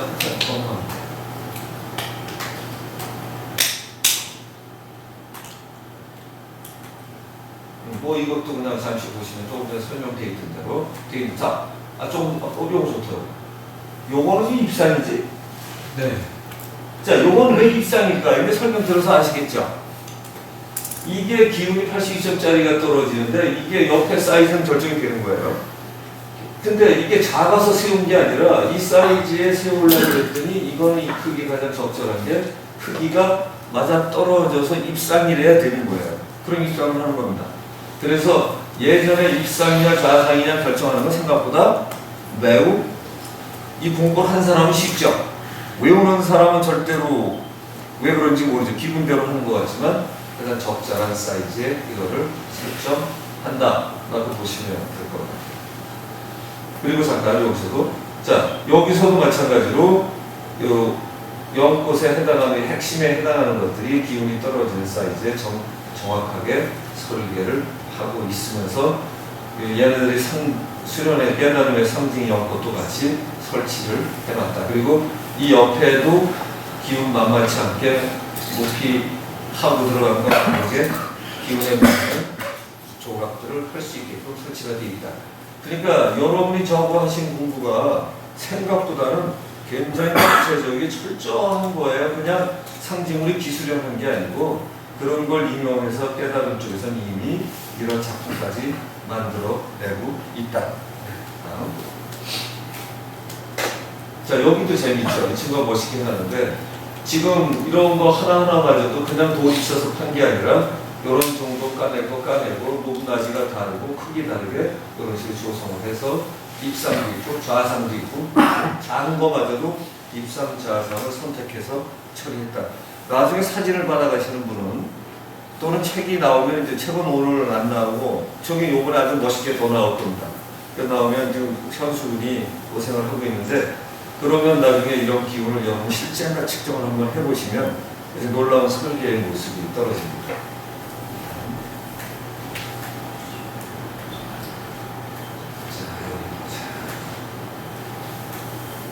자, 여기서 봤어?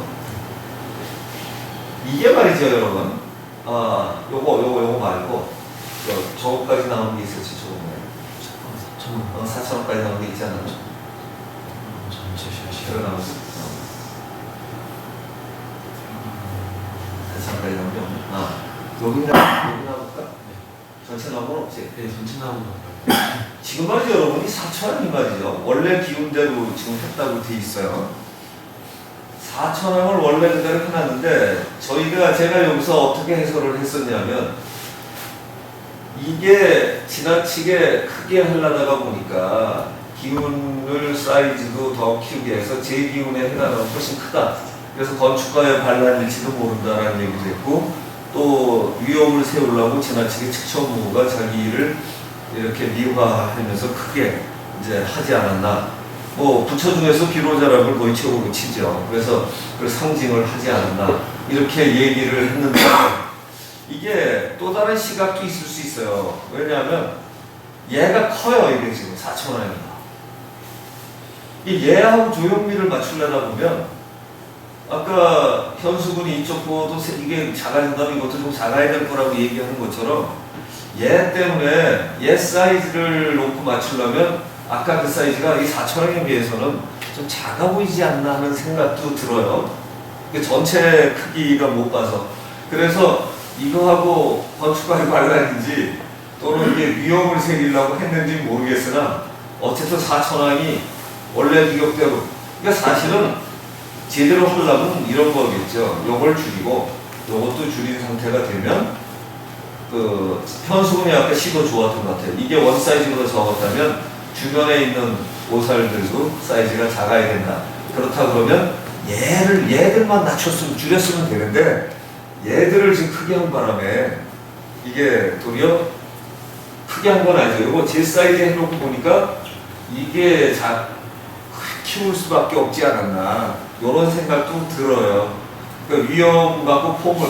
근데 아까 왜 대한학교 측천부 때 이 현수군이 키웠다는 걸로 측천부가 성격상 여자의 황제를 권위를 상징하려고 다 키우는 것 같기는 한데 어떻든 건축가가 보더라도 이걸 제대로 키우고 나면 이걸 좀 키울 수밖에 없지 않았나 하는 생각도 들어갑니다. 어떤 선택이든 저는 원래 사이즈에다 얘를 줄이는 선택을 저 같았으면 했을 것 같은데 이 좀 권위 상징까지 풀어간다 그러면 그 선택은 그렇게 되지 않았나 이런 생각이 들고요.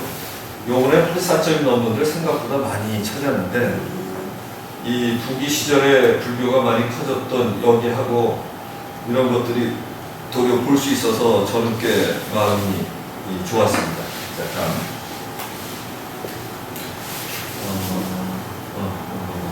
지금 보시다가 중간 질문 있으면 하시면 됩니다. 예. 여기가 좀 궁금한 게 재단 이게 팝이나 이런 건 입상으로 들어가도 됐을 것 같은데 재단이 굉장히 높고 굉장히까지는 아니지만 어쨌든 좀 비교적 높고 좌상으로 들어간 것 같아서 이런 경우에는 입상도 될 것 같아요. 그러니까 그 높이로만 보면 높이를 안 그러니까 높이가 아니지. 네. 그러니까 지금 이 질문 좋은데요. 자, 건축으로 봐서 조형미를 놓고 따지면 이게 입상이 좀 더 깐다면 입상이 어울릴지도 몰라요. 그죠? 이게 자연스럽죠. 그런데 이 모습을 표현하려면 요 크기가 지금 적당하죠. 요 크기가 적당하니까 요 사이즈에 맞추려면 별 수 없이 이 좌상을 만들 수밖에. 날씬한 이렇게 불쌍한 그러니까 날씬한 불상은 이 크기가 그 크기일 때 그땐 그렇게 가도 되는데 얘는 이게 맞으니까. 그러니까 이게 좌상이냐 입상을 할 거면 그 사이즈를 어떤 게 가장 그 크기의 높이에 표현하기 좋은가를 이미 설정을 해야 그럼 조각의 높이를 거꾸로 거기다 갖다 맞추는 거예요. 그러니까 이것도 이게 사실은 이렇게 올라가니까 이게 모양은 좀 없어 보일 수 있는데 이렇게 해야 깨달은 사람이 제대로 그 기운을 조절해서 깨달은 위치를 나타낼 수 있고 이 당시에는 철저하게 이것이 가장 훌륭한 건축법으로 사용이 됐다라고 생각하시면 됩니다. 그러니까 만약에 말이죠. 이거를 기운들을 지금 청기 있어서 부처 같은 모습들을 다 이게 다 가능하다라는 걸 설명을 한 거라고 보이는데 이거를 아마 석굴암식으로 만들었으면 이렇게 안 되겠지. 이게 좀 편하게 하고 여기에 대표적인 것들만 좀 띄엄띄엄 갖다 설치를 했으면 이거보다는 단순하게 이뻤을 거예요. 근데 이때는 이쁜 게 아니라 깨달은 사람 표시할 수 있는 거에다가 다는 아니어도 위에는 무지하게 많이 있지만 이런 식으로 표시를 한 거라고 보여집니다.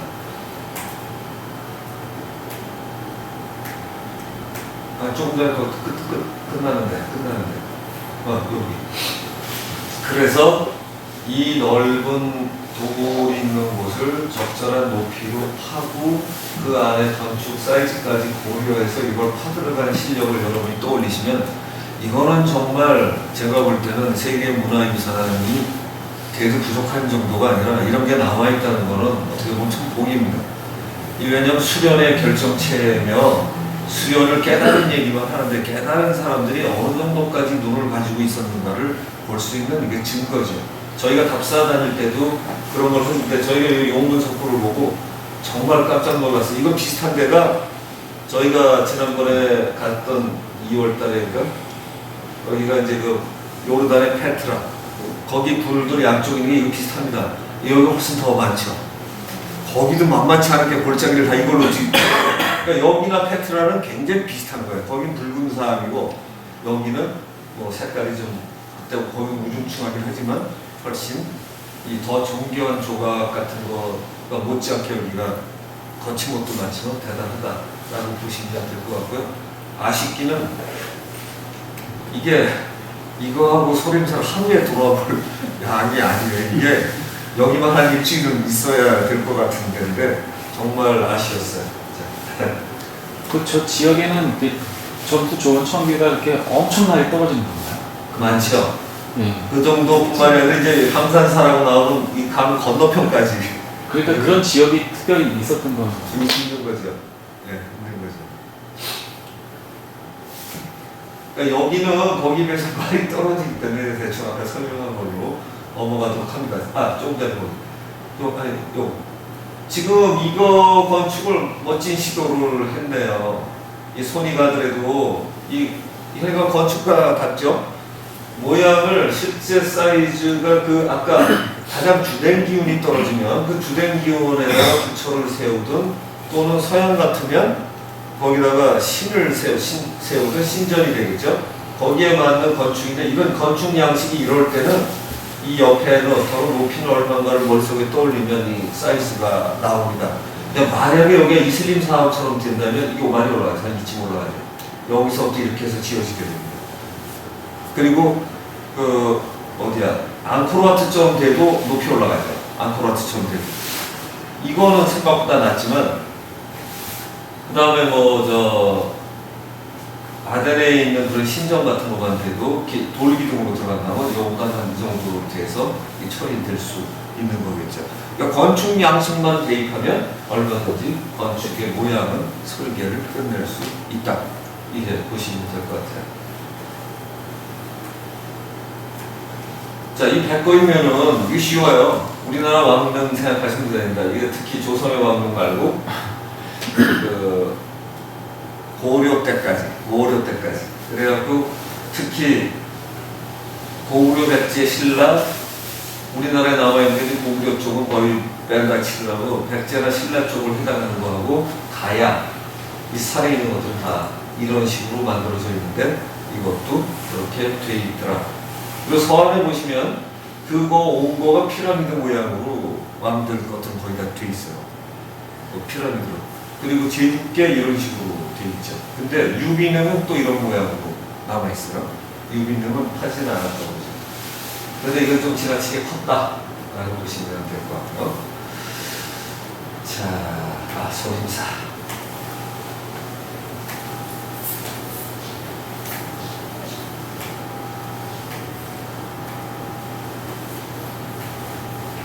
자, 잠깐. 그 앞에 천하제일조정으로 보고 자, 이 정도로 소림사의 긍지가 대단한 거고, 여러분 아시다시피 달마의 소림사 하면은 달마가 맨 처음에 여기서 수련 안 받아줘서 아까 초조함이라는 데지 달마도인데 수련을 9년 면벽 수련을 하죠. 그 면벽의 개념이 여러 가지 다양해서 원래 앞에 벽도 벽이지만 세상에 품은 자기 틀과 벽을 깨는 것, 이게 면벽 수련의 중요한 의미라고 합니다. 그래서 저희가 수련하는 천하찾기에 제목을 상징하는 깨달음의 굉장히 대표적인 곳이 이 달마의 소림사죠. 지금 무술만 남아있지만 그거를 할 수 있을 정도로 천하제일이라고 붙여도 전혀 부끄럽지 않은 곳이죠. 지금은 무술이 너무 많아서 좀 섭섭했는데 자, 이거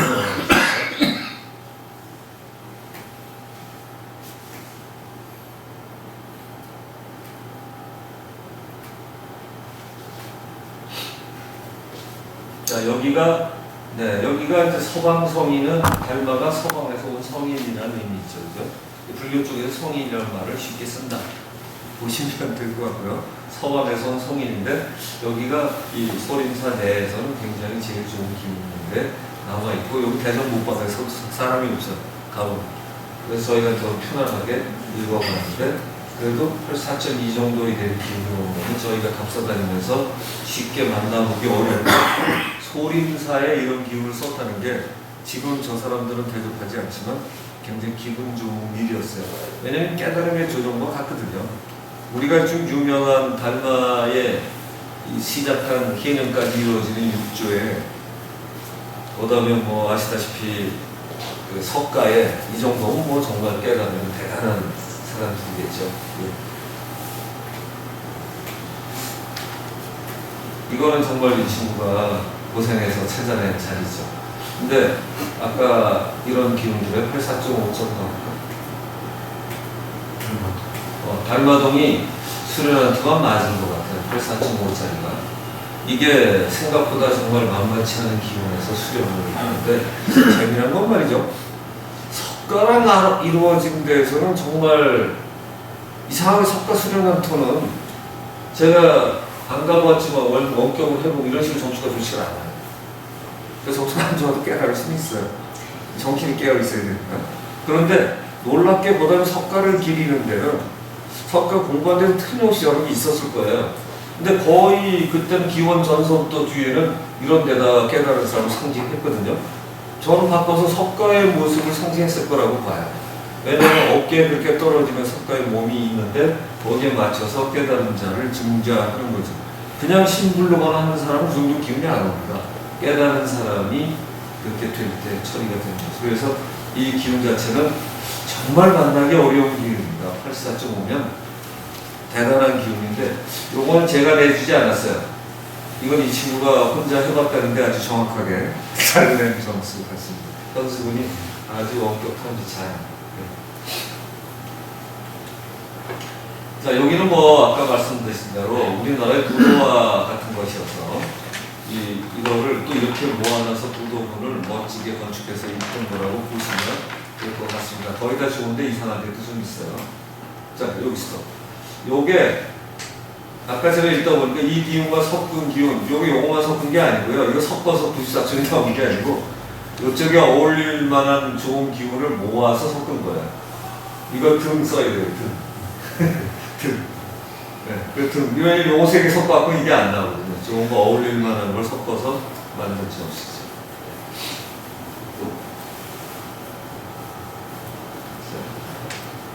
조금 더 불러갑시다.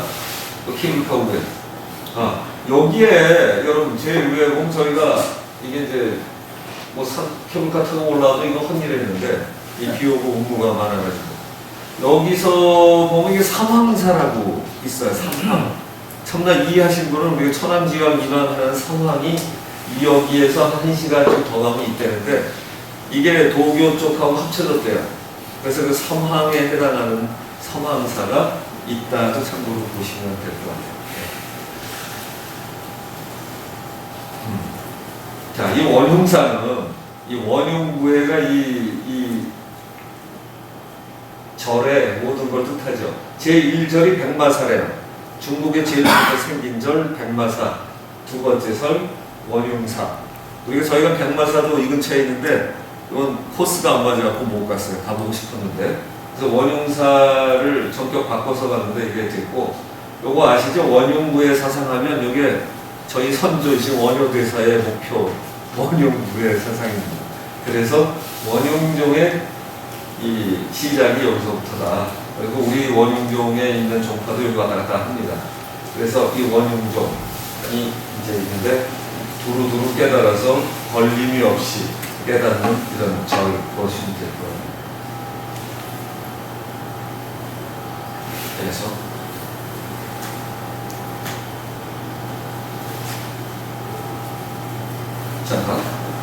자, 이거는 여러분 이 중국에서 올라온 돈 버는 이게 테크닉이에요. 여기에 손을 집어넣어서 이걸 만들 수 있게 되는데 여기가 명당인 거예요. 이론상 총룡백포, 주작현무 이렇게 해서 4개가 되어 있는 가운데 핵심 요게 명당인데 요걸로 상징해 놓고 요 구를 돌리면 여기 이제 복 받는다고 요 동전 느낌 돼 있어요. 대단하다. 근데 이론으로는 이래요. 여기 형기풍수에서는 청룡백포 주작현무의 가운데 명당이 되는 걸 이렇게 만들어 놓고 이게 하네요. 참 대단한.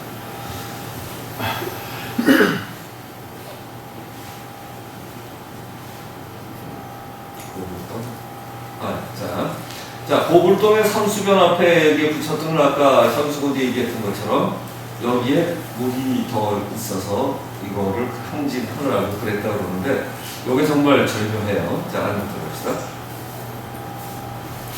자, 요렇게 상징이 되어 있는 요거하고 이쪽에 하나 더 있는데 양쪽에 있는 요게 원주형 지기가 올라오는 곳에 되어 있는데 저희가 이집트 답사를 하면서 모세가 기적을 일으켜 샘물을 판 자리가 다 이렇게 원주형 지기가 올라오는 곳에 파요.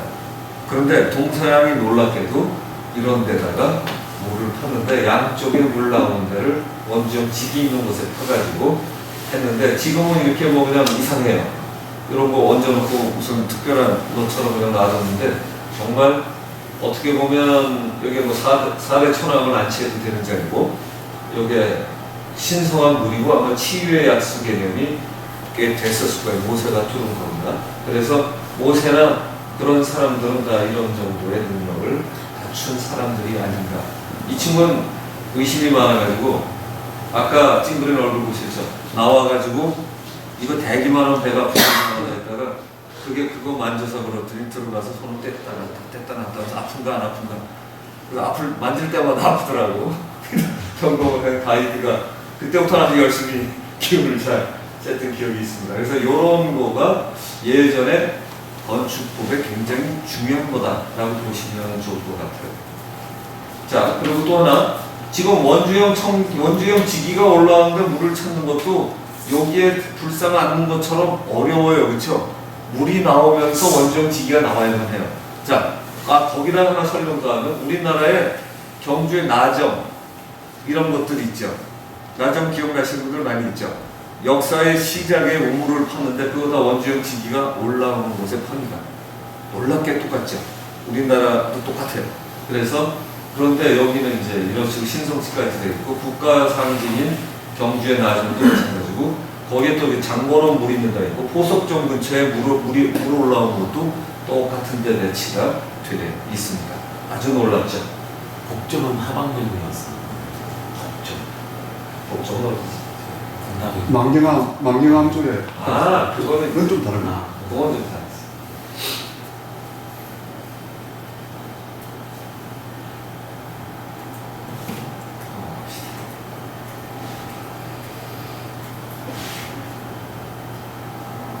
이건 저희가 이제 시간을 즐겁게 보내는 경치. 자, 상성유적지는 아시다시피 은왕조의 유적. 저희가 배울 때는 상나라도 나라로도 은왕조의 수도가 상이라는 거. 그래서 요새 그냥 은왕조라고 표현을 하더라고요. 근데 여기에 아시다시피 이게 여기서 조금 더 가면 안양이라는 곳이 있죠. 여기서 아주 가까운 정주에서 가까운 안양이라는 곳에는 고대의 한자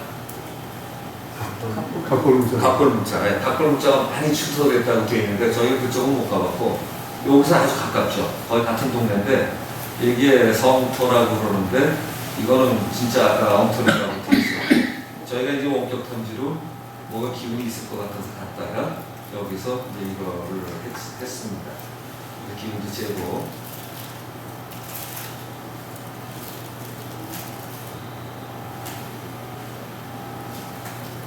이 송황강이 이 정도 기운 가진 데가 드물어요. 우리나라 송황강도 대개 보면 이제 무당 수준의 정도인데 여기는 생각보다 굉장히 훌륭한 곳에 배치되어 있는 아마 송황강의 거의 시족격되거나 예전부터 잘 쓴 아주 대표적인 것입니다. 이런 송황강은 아마 중국 다른 데서도 거의 보기 어렵고 이게 공부 좀 정말 제대로 했던 사람이 지역을 위해서 했던 게 아닌가 하는 생각이 들어요. 이런 정도가 되지 않습니까? 성황강 가면 보통 귀신이 많이 끌지 우리나라도 이게 그렇지 않거든요. 근데 지방신 정도가 아니라 이거 정도면 천신급들을 모신 사람이라 관우로 훨씬 능가하는 대단한 거죠, 사실은. 당분간은 넘어갑시다. 자, 아까도 여기 지금 보시면 처음 축도된 탑을 원래 거기 있는데 여기 있다 그러는데 지금 보면 만들어서 되어 있는 이 탑이 우리나라 탑보다 훨씬 크죠. 근데 이렇게 안에 돌아서 올라갈 수 있는 탑을 짓는다는 건축의 양식을 머릿속에 떠올리면 전혀 다른 높이가 나오고요. 우리나라식으로 탑을 놓는다 그러면 이 정도 높이를 쓰면 이게 우리나라식의 탑을 놓는 다운탑이나 석가탑 이런 얼마 안 올라가요. 근데 이렇게 질 수 있는 탑을 짓는다면 굉장히 들어가죠. 우리나라 황룡사지 구층탑은 높았던 거죠. 원래 지금 이제 큰 거죠. 선생님 원래 큰 거죠. 그렇다 그러면 이제 그런 거가 진다 그러면 높이가 굉장히 달라지죠. 이런 식으로 거대해질 수 있습니다. 그래서 황룡사지 탑이 70m인가 얼마라고 그러죠? 네, 72.9. 72.5. 네. 그렇게 될 수 있을 정도. 요거보다 좀 높죠 지금. 그보다 더 높죠? 네, 이거보다 높은. 네. 그러니까 근데 이제 문제는 뭐냐면 저기는 5개국까지인데 네.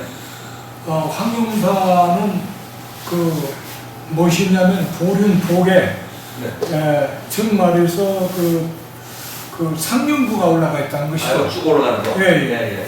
그건 상륜부가 없잖아요. 그래서 예. 높이는 얘가 더 높을 수 있겠네요. 그럼 훨씬 높죠. 네.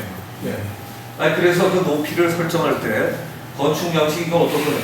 그거는 이런 식으로 사람도 들어가거나 올라갈 수 있는 걸 머릿속에 뜨거나 또는 무슨 장소를 보관한다는 것까지 하게 되면 이거는 이런 식으로 충분히 설정할 수가 있게 됩니다. 그러니까 어떤 건축 양식으로 내가 설정할 거냐에 따라서 어떤 기운에 의해서 크기는 전혀 달라진다. 지금 저 탑의 마지막 위에 네. 예, 그게 이제 보주거든요. 네. 예, 보주 하나로만 다 올려놔 있잖아요. 그렇죠. 그러니까 근데 우리는 이제 거기에가 한 정도는 노관, 거죠. 복발, 보주, 뭐 보게 네. 해서 용차, 수연 그까지 전체 올라가려면 저 층에서 3층 정도가 더 위로 올라간다고 상정하면 됩니다. 네. 네. 예. 그러니까 이게 낮은데 더 낮다고 하기도 어렵네요, 그죠? 예. 네. 자, 이 전문가 말씀 들었고요. 그러니까 기운들이 나오고 거기에 해당하는 높이를 떠올리면 가장 적절한 설계를 할 수가 있어요. 그러니까 가장 적절한 설계를 할 수 있으려면 기본 조건이 뭐냐? 이 기운의 크기와 얘를 읽어내야만 해요. 이걸 못 읽으면 이건 처음 못하는 거예요. 이 기운을 읽어야 그 다음에 가장 적절한 높이가 거기에 상응하는 게 얼마냐 이런 건축 양식을 줘야 되겠다. 여기에 만약에 이슬람 사원 같은 걸 진다고 하면 무죄가 내려져요. 커도 확 낮아지는 거죠. 그리고 여기도 또 신전이 아테네에 있는 그런 신전처럼 짓게 되면 더 낮아지면서 옆으로 커지게 되죠. 그래서 건축 양식에 따라서 소재에 따라서 어떤 설정을 할 거냐에 따라 전혀 달라진다.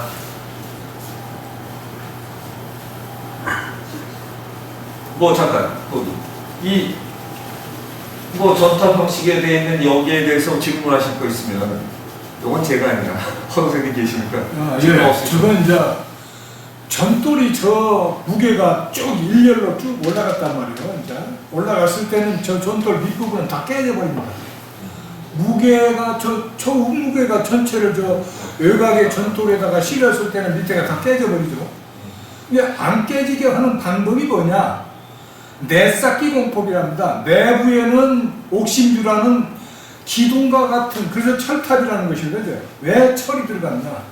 내쌓는 공법에서 내쌓을 때 철을 사용했습니다. 철. 그래서 무게의 축이 전체 중심으로 옥심주라고 가운데 기둥으로 쏠리게 합니다. 그 다음에 저기가 나사형으로 해서 사람이 올라갈 수 있게끔 다 돼 있어요. 저 내부가. 저 위에 3층부까지. 그렇게 하면서 무게의 축을 중심에다 두었기 때문에 외부의 벽돌 하나는 그냥 이렇게 깨서 빼내도 아무 이상이 없다. 예, 그 공법으로 썼습니다. 네. 자, 다음. 이게 우리 마지막이지? 자, 이게 귀족의 신릉군이라는 귀족의 저택을 한 거고요.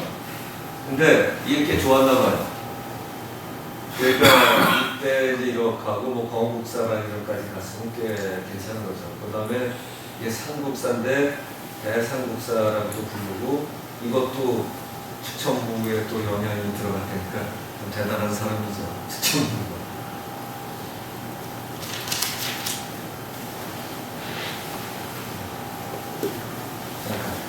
여기 같은 데 보시면 이게 모양이 참 안 맞죠, 그죠? 부대 적당히 만들어서 그래요. 중국에 이렇게 한심한 게 많아요. 그리고 어떤 때는 여기 만자가 나치를 서로 반대로 뒤집힌 절도 있어요. 예, 그런데 안 고치는 그게 참 대단한. 그러니까 이 스님들은 스님이 아니에요. 직업이. 자, 여러분, 저 조금 전에 보기. 요런 식의 모양들을 이제 저희가 이제 다니면서 보죠. 진짜 여기냐? 여기냐? 여기가 만약에 이제 저희가 불당을 잘 짓게 되면 이런 것은 좋을 것 같죠. 아까 연꽃이 있는 게 요 앞에쯤 있고 여기에 이런 걸 짓고 만약에 좀 뒤에 더 좋은 게 하나쯤 있어서 요걸 중심으로 하고 건축을 질 수만 있다면 아까 그 용문석굴에서 연꽃이 내려오는 기운 가운데는 좀 비어있고 저 뒤에 부처 깨달은 상징하는 부처도 있고 지금 공부를 하는 사람도 있을 수가 있다고 그러면 사실은 굉장히 이상적인 모습인데 그게 용문석굴에 실제로 지금 있어요. 참 대단한 건축이죠. 사실은 전 그래야 된다고 생각을 했거든요. 근데 그런 건축이 남아있어요. 참 이게 놀라운 일입니다. 그래서 높이를 거기에 해당하는 높이까지 설정이 돼서 아주 정확하게 사용을 하더라고요. 여기 이제 거의 끝나가는데요. 이런 식으로 모양을 하고 지금 연수분이 이렇게 모양을 해놓으니까 훨씬 보시기도 좋고 이렇게 하죠. 그래서 좀 정확한 모양과 깨닫는 사람의 상징은 참나 2에서 여러분 막통했을 때 그 기운도. 그러니까 참나 1과 2가 합쳐져야 이 설계가 나오는 거예요. 네. 자, 잠깐 법륜상견 다시. 아이고 여기도. 자, 이 법륜상견 많이 들어보신 분 없으세요? 이 법륜상견이라는 말을 쓴 게 법륜 깨달음의 수레바퀴가 늘 돌아간다. 이게 법륜공에서 많이 쓰는 말이에요. 바른 네, 법륜공이 파는공이죠. 그래가지고 원래는 부처처럼 깨달아가야 되는데 부처 위에 있는 것 같이 쓰면서 사람을 많이 끌어모으는 바람에 이제 쫓겨나게 됐죠. 신자도 많아지고. 이 법륜은 사실 굉장히 중요한 의미죠.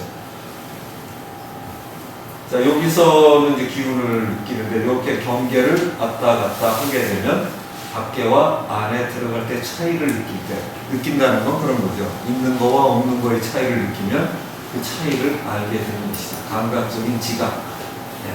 고감각적인 지각을 연습하는 거죠. 그다음에 네, 다 됐어. 네. 자, 여지껏 중에 뭐 질문 없으시면 대충 마감할 건데요. 제가 조금 전에 다시 여기에 지금 이 기운의 크기를 읽어내고 이 기운에 맞는 사이즈를 결정이 되면 여기에 맞는 건축이 결정이 되는데 이걸 결정하려면 원주형 청기 기운을 찾는데 어깨 넓이 앞에가 깨달은 사람의 상징이 될 수 있는 요 정도 이렇게 돼야 겉에 오라 사이즈도 제대로 갈 수 있는 기본 조건이 시작이 되는 것이죠. 그래서 저희는 이걸 제가 막통이라 하고 이 상태의 몸이 되면 참나의 뺀질은 이거 열어가는 걸 목표로 하고요. 대통은 이 상태에서 이제 석가나 달마 해능처럼 완전히 깨달은 상태가 몸은 그대로지만 기운의 질이 조금 더 좋아지겠죠. 그래서 그 상태로 가는 게 저희 수련의 이제 목표이기도 한데 그 목표가 건축과 이어져 있다는 게 참 절묘해요. 예전에는 이게 하나로 이어지고 있어요. 그리고 한편으로는 이게 의술일 수도 있고요. 건축일 수도 있는데 모양이 이렇게 나타나니까 건축과 조각이 동시에 묻어있는 이때 거의 최고의 건축의 방식이 이루어지는 것이죠. 그래서 이거를 해나가기 때문에 여러분이 보시는 이 세계에 있는 신성한 건축 이것들은 거의 다 이렇게 방식을 기초하고 있더라. 그래서 이 신성한 건축을 이해하려고 하는 게 세계 건축계의 이게 한 일종의 소원이기도 합니다. 이 친구 졸업하려고 했던 그 대학원 다닐 때의 사계 분과처럼 되어 있던 그 제목들이 거의 다 이런 쪽에 있는 걸 찾아내려고 하는 것들이 연구소 위의 제목들이었어요. 그런데 이거식으로 설정이 되면 여러분이 아시다시피 동서양의 유명한 건축물들은 전부 다 이런 식에 의해서 설계가 되어 있습니다. 타지마할성도 전부 다 이거예요. 이 건축에서 벗어날 수 있는 거는 신성한 건축이 없어요. 그런데 흉내낸 모양은 있어도 그 건축이 그 자리에 가 있어야 가장 적절한 거죠. 그러니까 여러분 이제 이 답사를 가진 주목적을 다시 한번 설명을 드리면 이래요. 어떤 자리를 찾아서 그 자리에 어떤 건축을 할 거고 그것이 우리 깨달은 상징과 어떻게 연결되나 하는 것이 저희가 답사 다니는 목적이기도 하고 저희 수련의 결과를 거기다 투영해보는 이런 게 어떻게 보면 이게 신성한 내용인데 뭐 재미보고 나라보고 이거 보고 이러는 거죠. 저희 거의 놀듯이 하니까. 근데 대신에 그거를 보는 눈을 키워가는 거 이런 것들이 이제 깨달음을 찾아가는 일인데 우리나라는 지금 깨달음을 말로 하든가 책을 외우는 걸로 잘못 오해하고 있어요. 이거 이해 못하거든요. 설명해줘도 아예 모르죠. 정말로 깨달음 설명하는 순간 이거 알게 돼 있어요. 왜냐하면 내 안에 모든 것이 그런 자기하고 소통하는 순간에 이걸 왜 모르겠어요. 이렇게 하는 거야 설명하는 순간 알아야죠. 말로 외운 사람은 절대로 못 가는 세계죠. 그래서 제가 여러분한테 정확하게 잘 가르쳤다라기보다 깨달음을 가는 길은 생각보다 구체적이고 철저해야 되지 그냥 머리로 철학적인 용어 200몇 개 외우는 거 절대로 아니다. 그러니까 실생활과 또 유리되면 뭔가 세상을 떠나야 될 것 같으면 이런 거 근데 이 사람들이 정확하게 알고 제대로 쓰고 있죠. 지금은 신성시대에서 이렇게 지금 바뀌었어요. 더 이게 사격이 커져요. 부처도 커지고 건물도 커지고 근데 예전에는 사이즈에 맞게끔 아까 그 용문석고를 보시면 그렇고 오래된 건축물들은 거의 정확하게 그 사이즈로 되어 있죠. 저희가 전에 중국 갈 때 천년된 그 목종관 또 보고 허 선생님이 야 건물도 멋있고 그리고 저희가 그때 사이즈도 정확했고 이런 것들이 있었는데 그런 식으로 설정이 됩니다. 우리나라도 오래된 것들은 그런 식으로 남아있죠. 뭐 질문 없으신가요? 네. 이렇게 좋은 자리를 다 이렇게 선점해버리면은 그건 누굴 위하고요. 여기는 예를 들어서 주변을 좋은 자리가 있어야 사람들이 가서 좋은 기운을 생각하는데 저 자리를 다 독점한다는 거는 결국은 그건 일반적인 위험은 아니에요. 그러니까 이제 이런 거죠. 원래 저런 걸 찾아서 만든 사람은 왕만 쓰게 한다든가 지금 관광객들 때문에 못 들어가게 하려고 만든 건 아니거든요. 원래 저게 절이잖아요. 절이잖아요. 예를 들어 부상이 어떤 부상 자리가 좋은 부상의 기록 짤 수가 없잖아요. 아니지. 지금 우리가 증거를 봤잖아요.